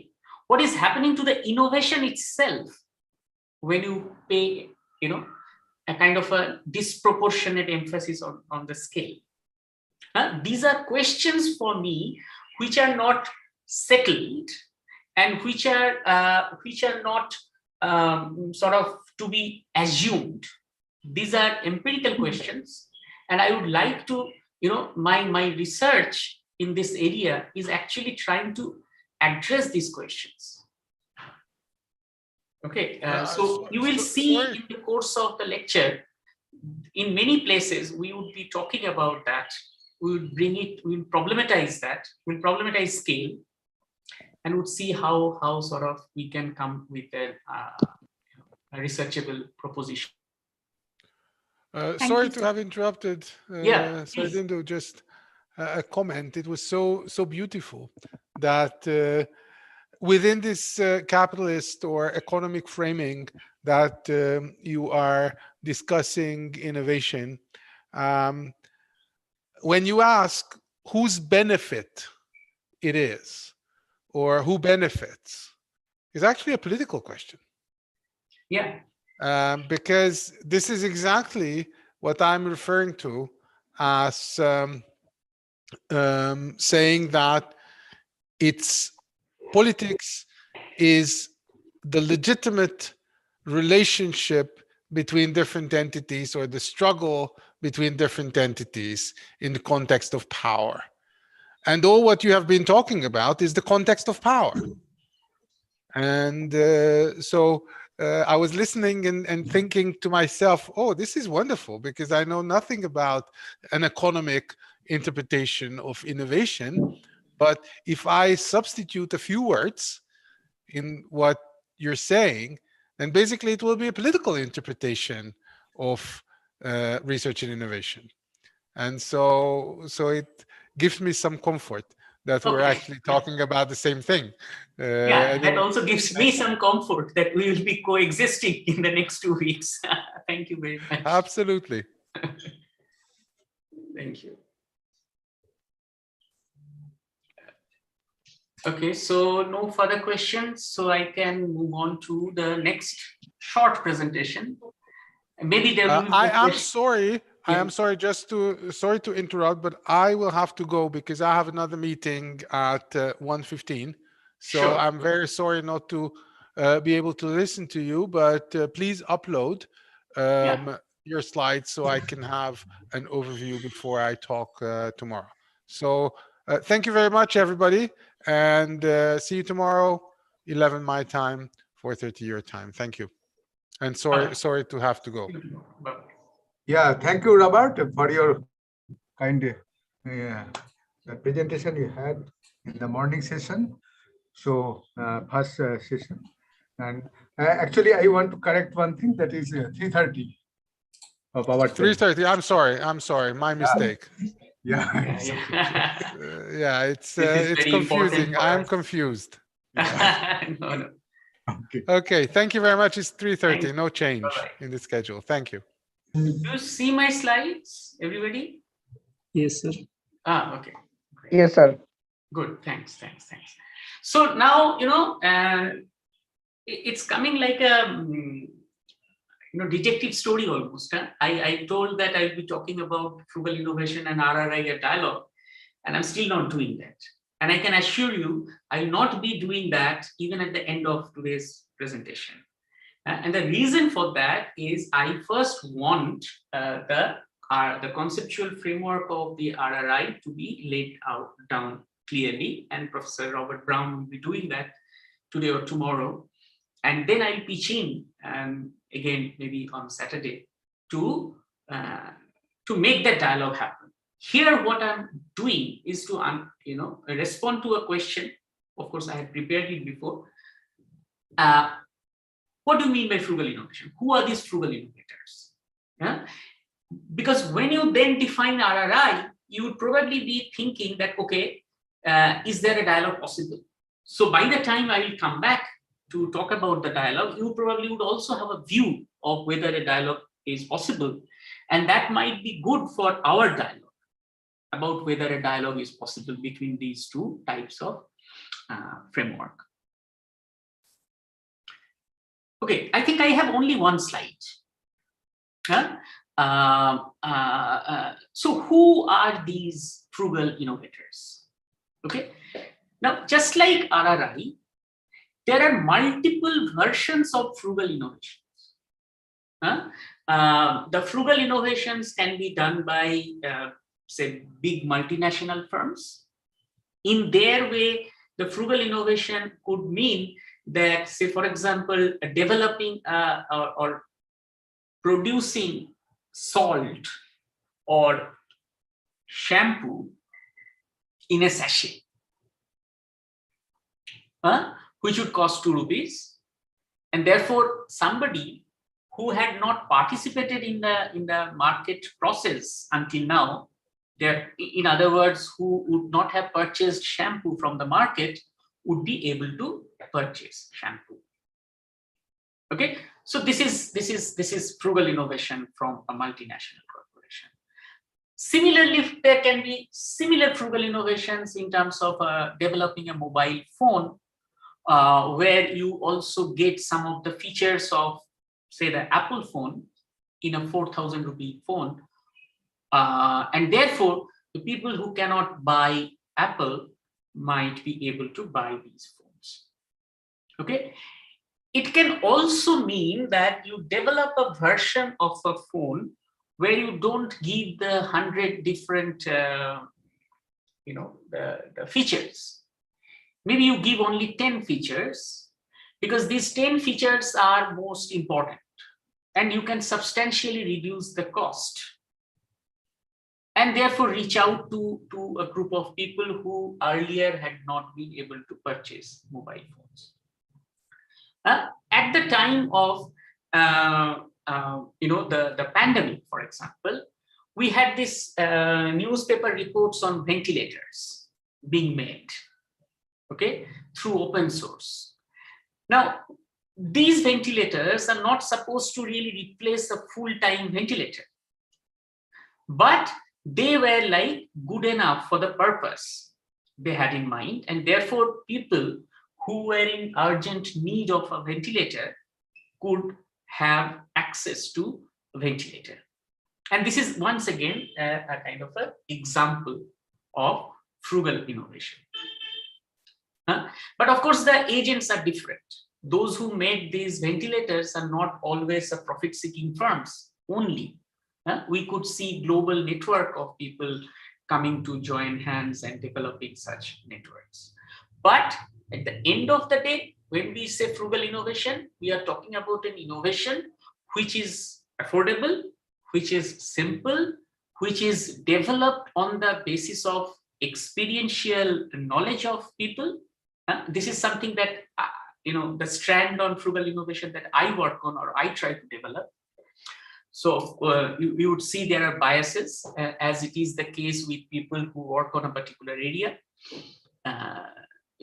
And so in my understanding of frugal innovation, I actually would be very happy to take the jugaads into consideration, the grassroots innovation into consideration, because by doing that, I am able to democratize the process of innovation by trying to include the actors who were earlier not regarded as innovators into the ambit of innovations. Okay, so for me, frugal innovation is, or frugal innovators are those who, mostly individuals or small firms who, based on their experiential knowledge, develop a solution which is context specific. Now, when I bring in context specificity, I am actually once again trying to connect to that first lecture, that even science, the growth of modern science has had a context. It was a context-specific development, right? How it got spread to other areas, it was not an automatic process. Okay, it was a political economic process through which science, or the modern science, spread in other areas.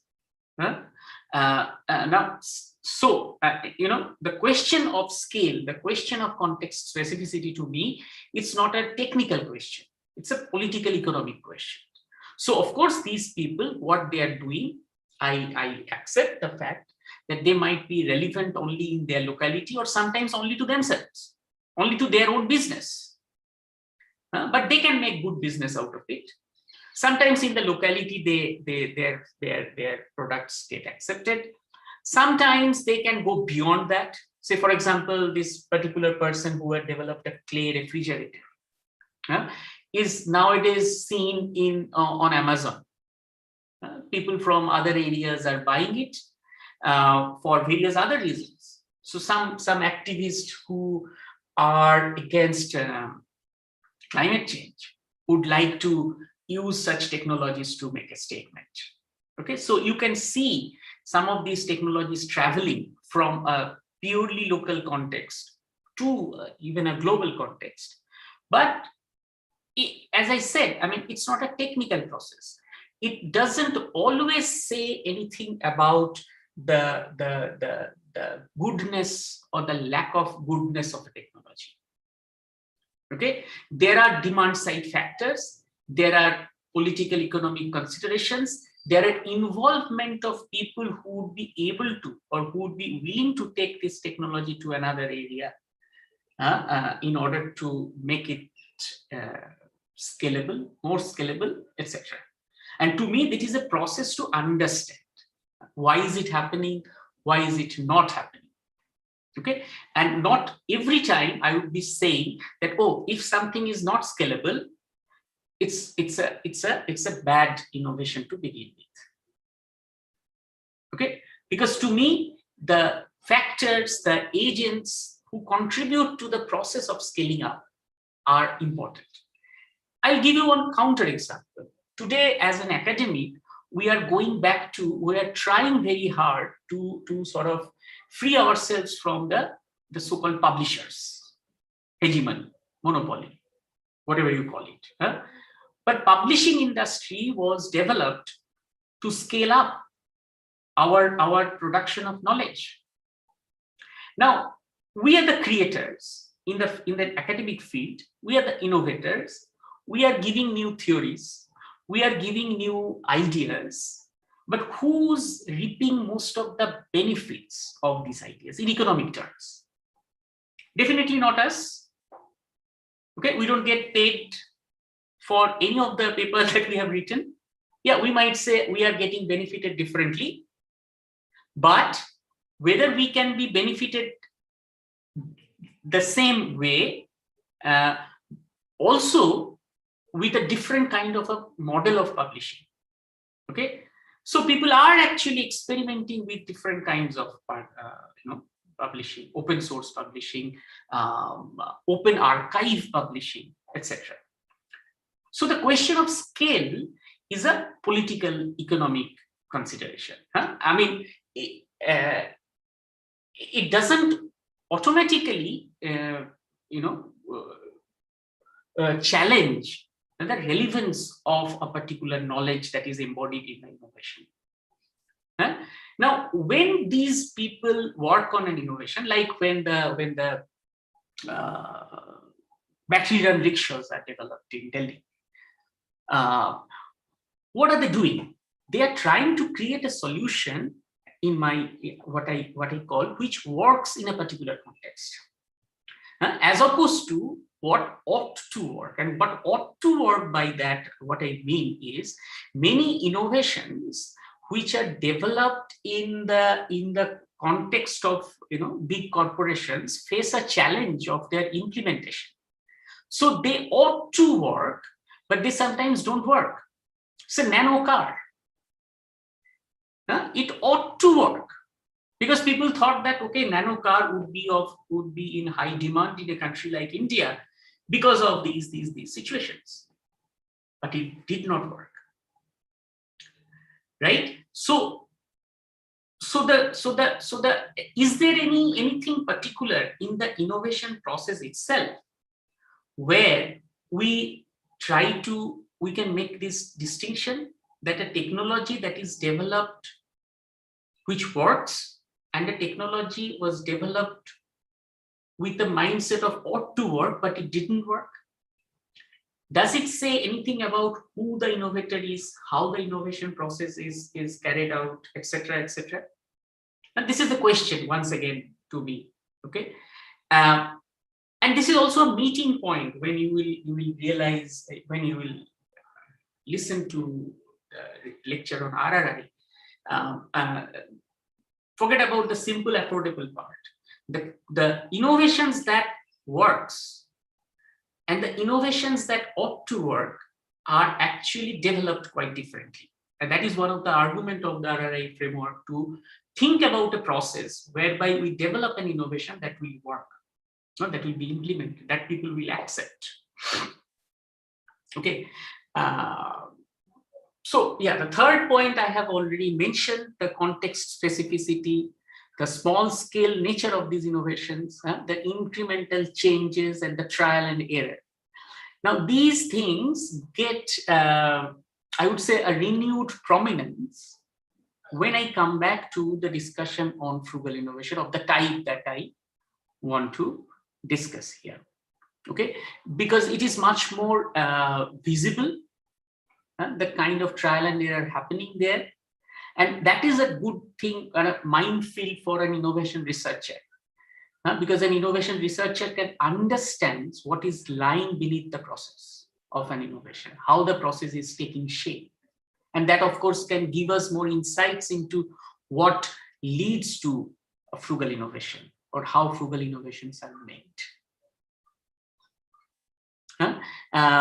When we talk about these innovators, as we said, we are also going somewhat beyond the profit maximizing, profit oriented strategy. Of course, everybody would have to have some margin, yeah. But what in economic theory we call profit maximization is to have, you know, is to make profit as my ultimate goal. Okay, now that is not something we observe always, or even if we observe that, we also see a very interesting change that happens within the innovation process. Many of these innovations, when they are undertaken or when they are conceptualized, they are not conceptualized thinking how much of market I can get. They are conceptualized by the thoughts that, okay, if I have this, I'll be probably able to solve a problem like this. Maybe I'll share a video with you, which is a very widely circulated video. And you would see that, you know, the main motivation behind creating that innovation was not to make profit, and it hasn't been able to make profit. It's another matter that this person has not developed maybe another innovation. Okay, but that in my view cannot, cannot be used to belittle an innovation. Because it has also given that spark, it has also motivated others to come up with newer, interesting ideas.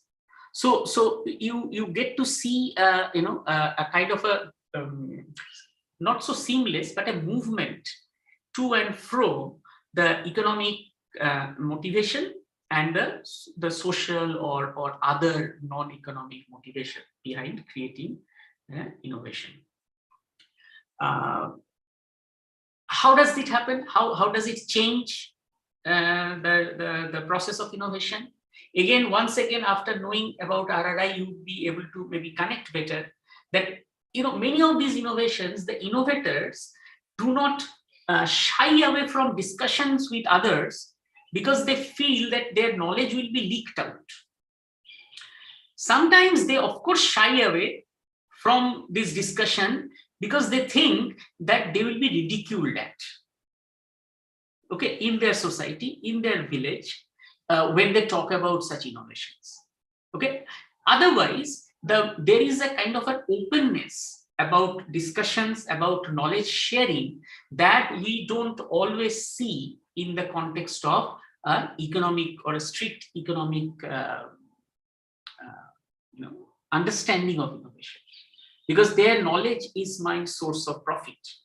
Okay, I have to secure that knowledge in order to appropriate from whatever I get, and that is the economic rational agent who would be doing it, right?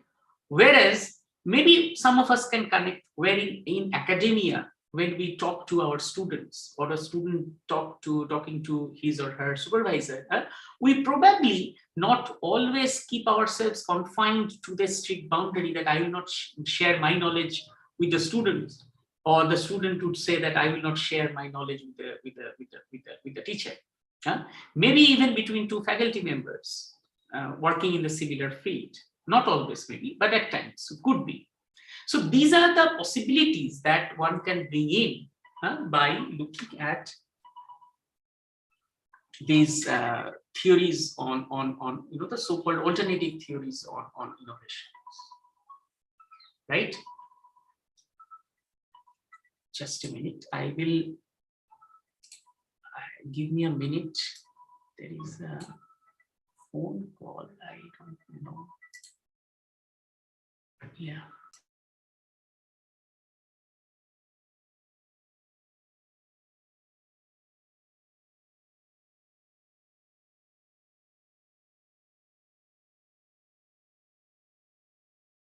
Yeah. Okay. So to me and to some of us who work on frugal innovation, we are interested in talking about these kinds of frugal innovations, which conform to the logic of frugality in the sense of being simple, affordable, and something that works for the people in the margin. But we are also interested to bring in, the actors who are not the mainstream actors of their innovation. And we want to see how bringing them on board can make innovation theories or innovation processes more nuanced, and what we get out of that, what kind of societal benefits they can offer. Okay. So of course, some of these innovations get commercialized, but some don't. Okay. The question of sustainability, the question of inclusive development, maybe not knowingly, but it does feature in the discourse. Okay. How exactly? Maybe we can more elaborately discuss that in the next lecture. However, I would like to spend some time on this final point, that these innovations remain on the edge of what is called the regulation. Okay, in what sense? So I'll give you an example for that, and maybe then we can stop and have questions. So there is this innovator in Kenya who has developed and their organization they have developed a stove. Okay. Now the stove, you would see that in frugal innovation discourse, stove is a very popular agenda, because the stove gets connected to climate change discourse, because otherwise they might have to use more of the fossil fuel, or they have to use more of, it can lead to deforestation, because they would use wood log for that. It has health consequences, because more smoke would be unhealthy for the person who's cooking, and in most cases, because the people who are cooking are the women in the family, it may also have a gender dimension. Okay, so this particular organization, they have come up with a stove, and this is liked by the people in the locality.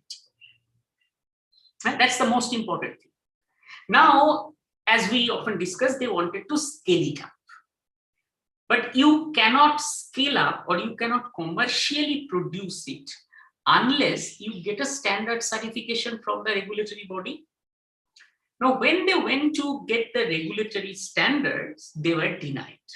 On what ground? Because the standards are driven by the scientific logic.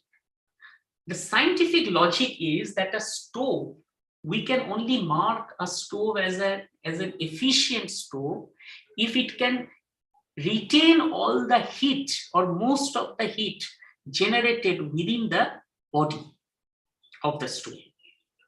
Whereas what people want is not only a stove to cook food, but a stove which would also keep the household, the surrounding warm. Because they cannot afford to have another heater. So the stove is serving the purpose of not only cooking food, but also keep the household warm.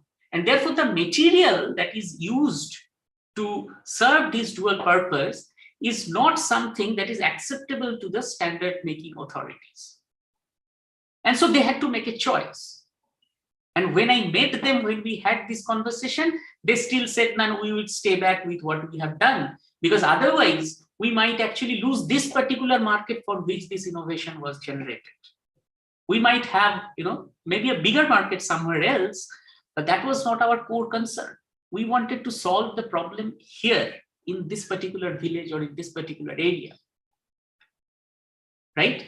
Therefore, that is what I consider to be, the biggest challenge and the most interesting and fascinating aspect, and which is also a political aspect. If Robert was present today, he would have probably, made certain comments on this, that it's a political question to determine who frames regulation and what are the considerations being given behind the framing of a regulation. And you can see that without changing the regulation, these technologies cannot be scaled up, keeping their original intention in place.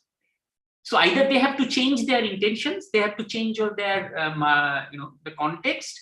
So it doesn't matter where they sell, where do they sell 1,000 units of the stove, and that is the pure profit maximizing, I would say, discourse. As opposed to that, these guys, this particular group is concerned about solving the problem in that particular locality. So they are less concerned about whether they can sell 1,000 units. Obviously, if they want, they would like to perhaps. But if there is a trade-off, that's the way they look at it. Okay, so these are my sort of, the basic introduction of frugal innovation literature, frugal innovation discourse, where I think a dialogue is possible with RRI. And once you get an idea of what RRI stands for, what RRI does, how RRI looks at innovation, I would again come back to these points more theoretically to argue where do I see a scope of a dialogue. That's where I stop for today. Thank you very much. I would love to have your questions and comments.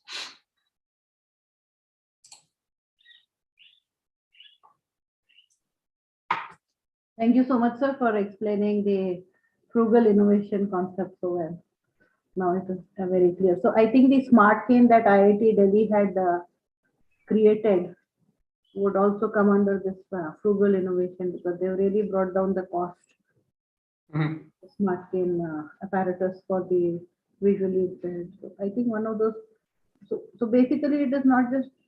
I mean, what I understood was it is not just that.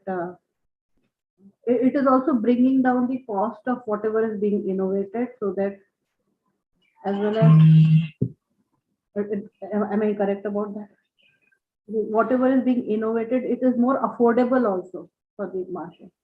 Yeah, no, that's definitely one of the very strong dimension of frugal innovation.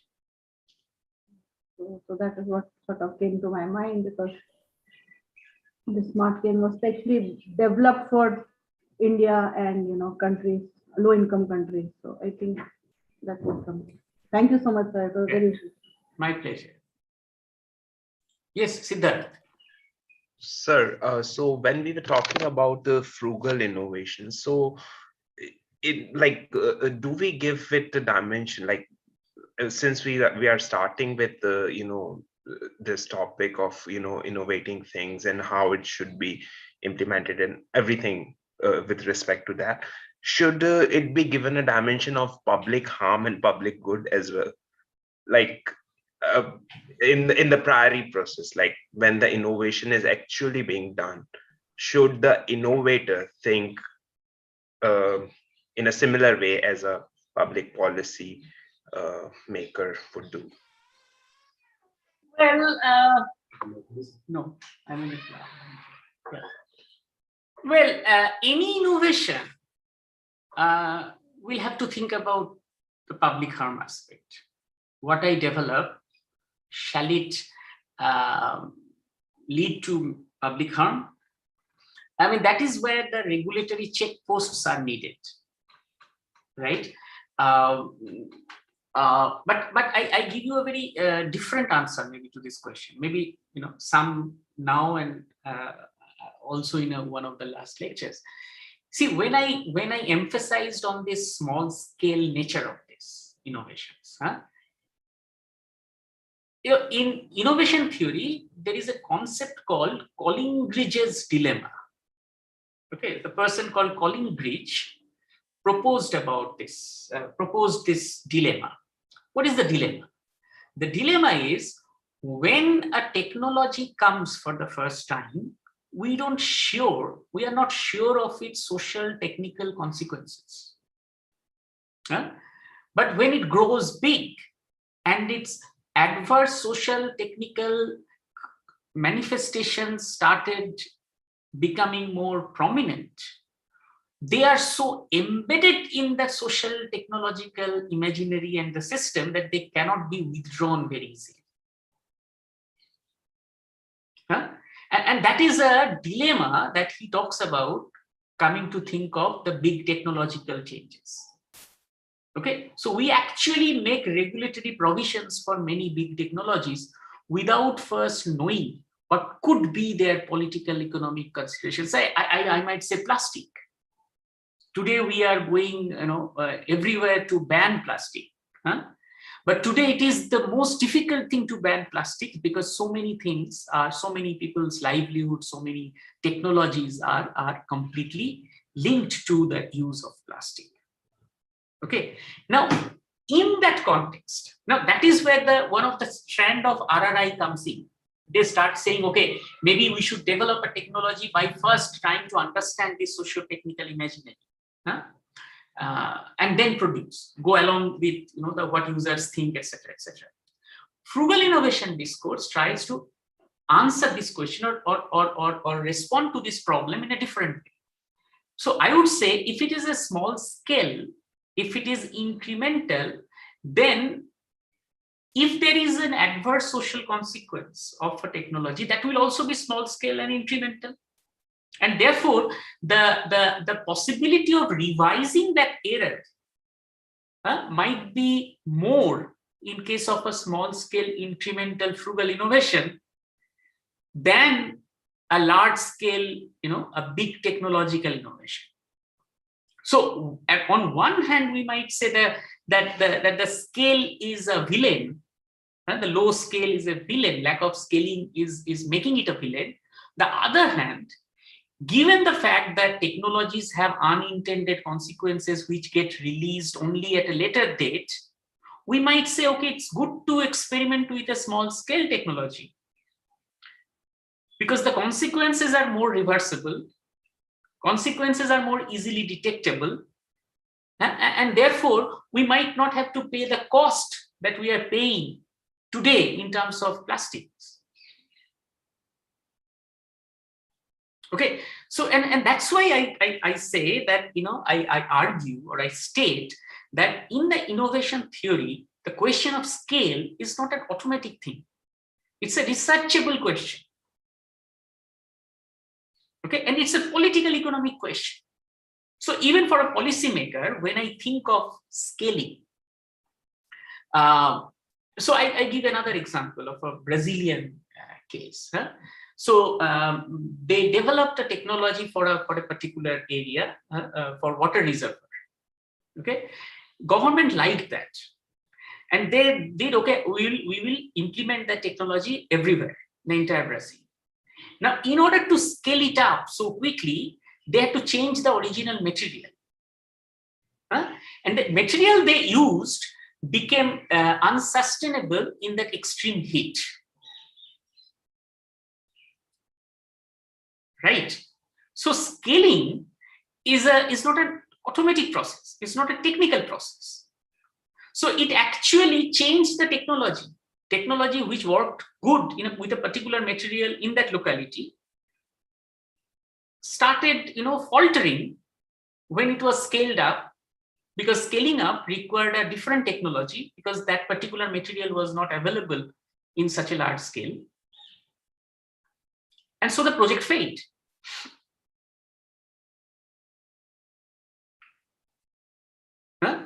I'll give you another example. So think of today's commercial flights, jet aeroplane. We always say that the Wright brothers had invented. So if I now use the term innovation, invention somewhat interchangeably, then these are the people who we pay more credit for, for today's commercial jets. But it is also true that Wright brothers could barely go a few hundred meters using their flights. In order to make it a flight of what we fly in today, multiple other innovations had to take place, multiple other technological changes had to take place, which had made it possible today to fly in a jumbo jet with 300 co-passengers. Therefore, the scaling up of an innovation is also dependent upon the availability of technologies, right? we cannot discredit the fact that the Wright brothers could only move a few hundred feet. So their technology was not a good one. But it could trigger that socio-technical, political, economic process where people started thinking about, okay, how it could be done. Now, obviously, today's Airbus or today's Boeing, they do things very differently than what Wright brothers had done. And probably, I don't know how much royalty they get for many of these innovations. So to be able to imagine that the process of scaling up is not a technical question. It's not an automatic question. It doesn't say a thing about, everything about the technology, whether it is good, bad, appropriate, etc. Right? It sometimes, it creates a social process, technical process, economic process. Sometimes it fails to do that. Sometimes, even if you want to do that, the innovator might not agree with that process. And therefore, as an innovation scholar or as an innovation policy maker, that is what is in my interest, what I should be considering before taking up a proposal of that sort. Okay. Thank you, sir. Thanks. Yes, Madhuri Kumari. Yes, sir. Sir, my question is related to the other side of coin. Just if we see the frugal innovation, it is a cost-effective, sustainable, and simple, usable to the mass. But it is also an indicator of, or we can say that, unveiling the uncomfortable reality of the society or people that triggered to innovate in that way, that it should be applicable to the mass. Means mass are not in comfortable situation. They are facing some problem, and that is the reality.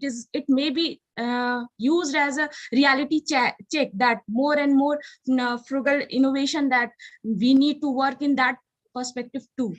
What is your take on that, sir? Yeah, that's a very good question. Yes, it actually, shows that the poverty exists, that inequality exists in a society.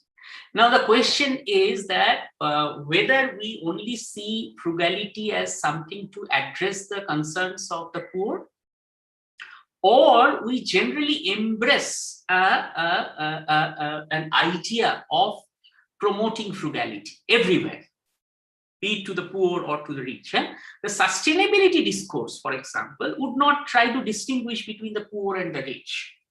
They would say it is better for the entire society to be indulging in frugality or to do things more frugally, because if that can save more resources for the future, then it is good for the sustainability discourse, right? So yes, I mean, your question is a valid question, and again, there are many political economic positions that one can take on this question. Are we trying to celebrate poverty? Are we trying to retain poverty by trying to make something frugally, so that poor people can also use it and while they remain poor? Or we use frugality and frugal innovation more broadly to suggest that society needs a kind of an overhauling in its approach to technology, in its approach to innovation, and make a more sustainable society where we all try to develop technologies, innovations which are more democratic, more affordable, more simple, etc. Right? But that, of course, I mean, that can be a matter of a research, and it is a good question to come from. I don't know, what is your background? Sir, I am from Library Information Science. Oh, okay. I would wish that this question also comes from a political scientist who would then go to the field and collect data on this, or make a theoretical attempt, and maybe from your side you can already start working on this by trying to argue, okay, what kind of discourses are available on this issue? Because I know for sure there are people who criticize one kind of doing frugal innovation, trying to say that, well, it's actually trying to, capturing the space of the informality. They also had their way of selling salt, maybe, or maybe shampoo. But by giving them a sachet, you are actually trying to discredit their own way of organizing the stuff. So they call it cannibalizing the informal economy. So yeah, I mean, but thanks for this question. This is something that is very much on the agenda of frugal innovation research, and good to know from you all. Thank you, sir. Abhinandan? Yeah, okay. No, I was just thinking, because Professor Bhaduri, that's a very interesting point that you have discussed regarding the idea regarding the scalability and sustainability, because the field I come from is also one way gives me an insights when it comes to this debate, because many a times when you try to think about scalability, the result is that it goes inversely against towards sustainability. Now, I could hear that you are using the word sustainable. So in a way, are we also coming to one conclusion that whether it is radical innovation or whether it is an incremental innovation, or whether, say, in case of frugal innovation, when it comes to the word called sustainability, is it confined to only to the anthropocentric means? Because I don't see any wider thought process that is coming up to think about about the other species as compared to the human world. So definitely, I would look forward when you talk about sustainable, the word sustainable. What is exactly the length or the dimension of the word sustainable in that whole discourse of frugal innovation? Yeah, that's, when we cannot answer a question, we call it a good question. So this is also a very good question. And I'm afraid I don't think the frugal innovation literature has as yet made up its mind on how to really look at sustainability. And that's an important question we haven't addressed. That does frugal innovation also serve the living beings other than the humans, right? Has simplicity in technology got anything to do with our coexistence with other living beings? Now, these are really important questions, but I don't think frugal innovation literature has gone that far to sort of, to make any prediction on such mechanisms or such dynamics. And precisely that is what I would think, where maybe a collaboration between an economist or an innovation scholar and an ecologist would be important. So only this much I can say on this right now. Thank you.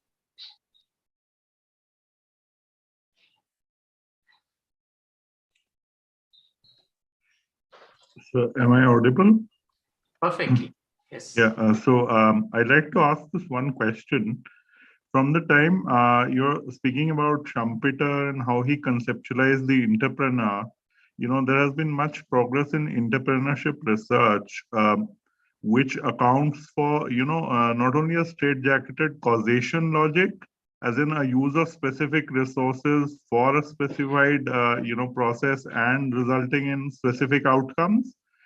And in sharp contrast to that, there is something called as an effectuation logic, which an Indian author in 2001, Saraswati, has given this logic that, you go along with what you have. And perhaps, the very basics of innovation is starting with what you have.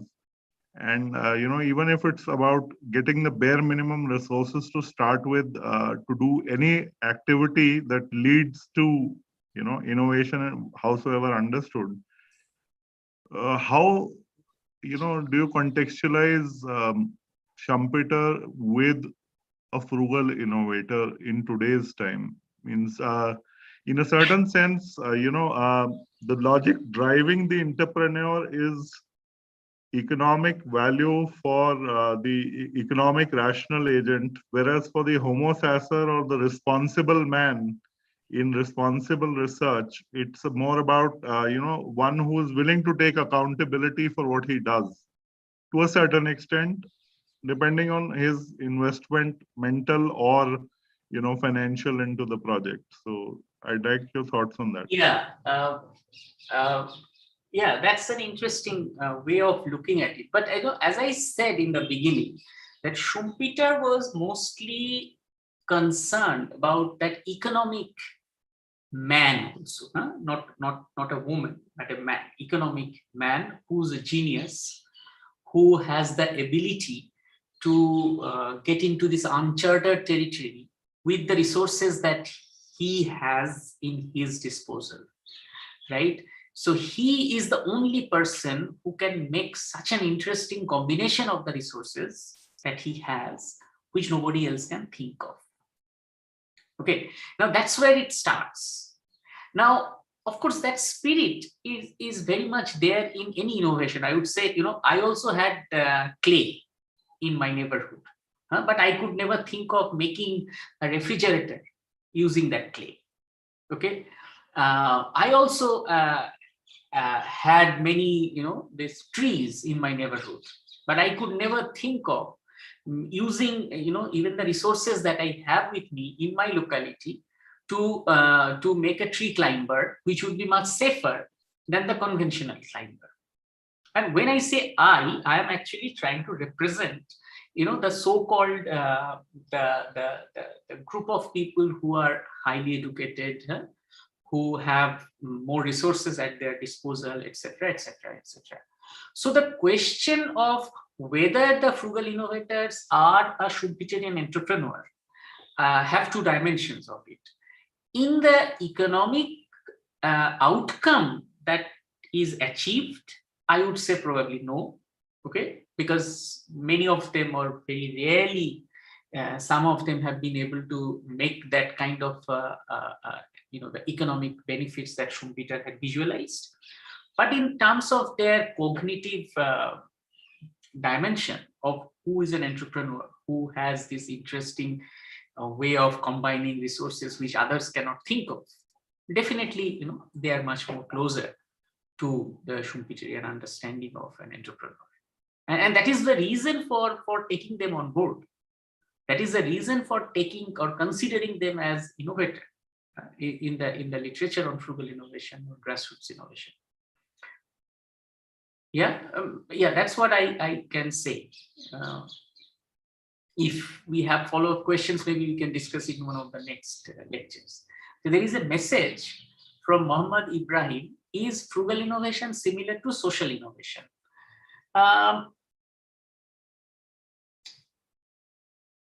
Well, once again, frugal innovation has mostly remained confined to the new technical possibilities. Okay, so a new product or a new way of making things so far. Whereas social innovation can be also with experimenting with the social organization. We still do not have a vocabulary to apply the notion of frugality in that kind of a setting. So that way, it doesn't probably conform to the logic of social innovation. But if by social innovation you mean technical innovations which are done with the logic of societal well-being and not necessarily economic well-being, then yes, there might be a stronger overlap between the frugal innovation and the social innovation.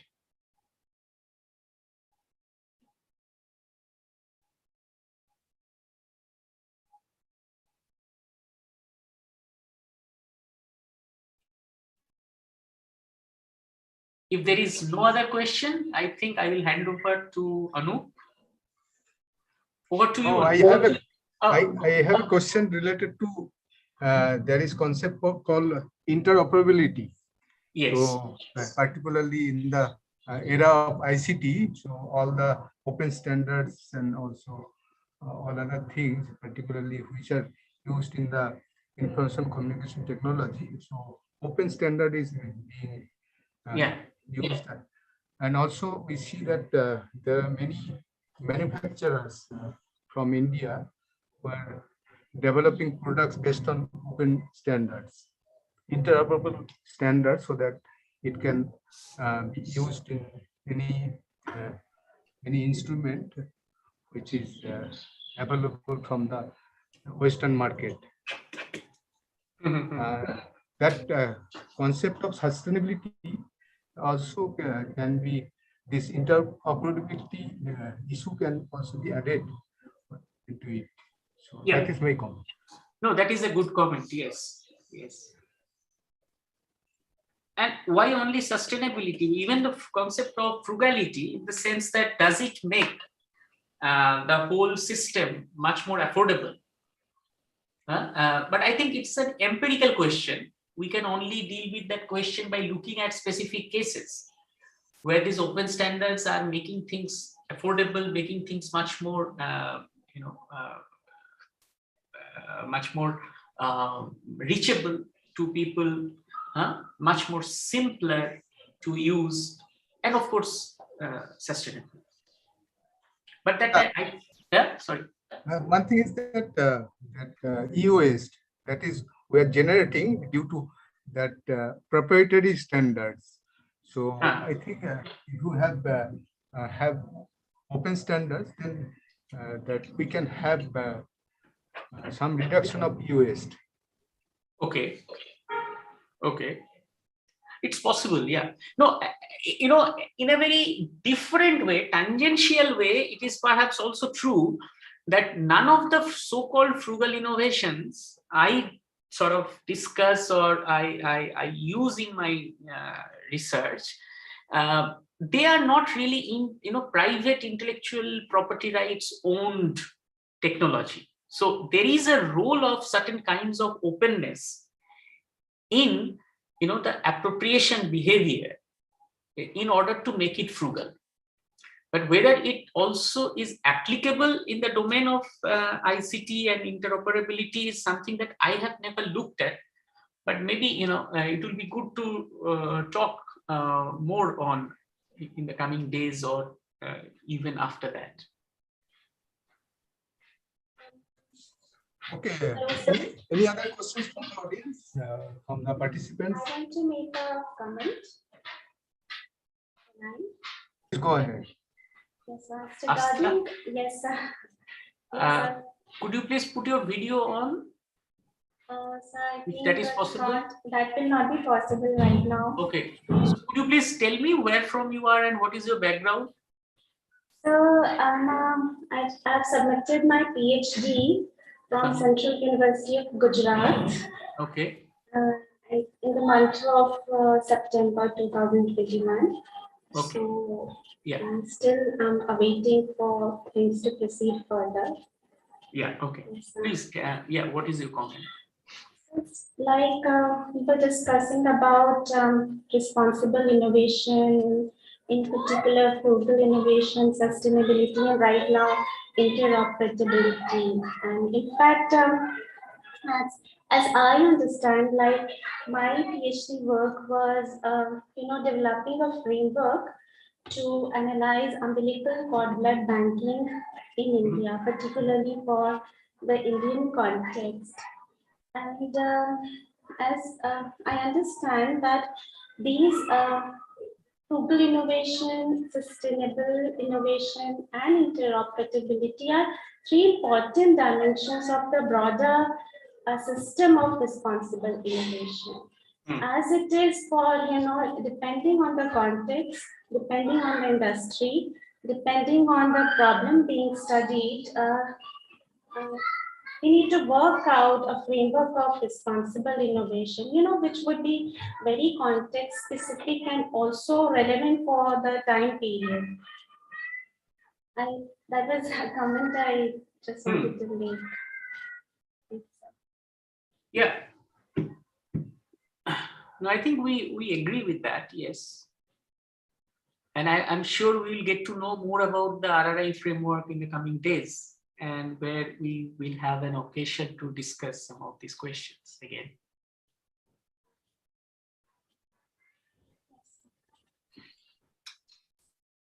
Is that all? So yeah, thank you. Over to you, Anu. Yeah, thank you, Professor Sharadindu Bhaduri, for your very fascinating lecture and also interaction with our participants who also raised many valid questions related to that. Yeah, very good questions. Yes. Yeah, that all the theoretical aspects of RRI and also the economic aspects of RRI.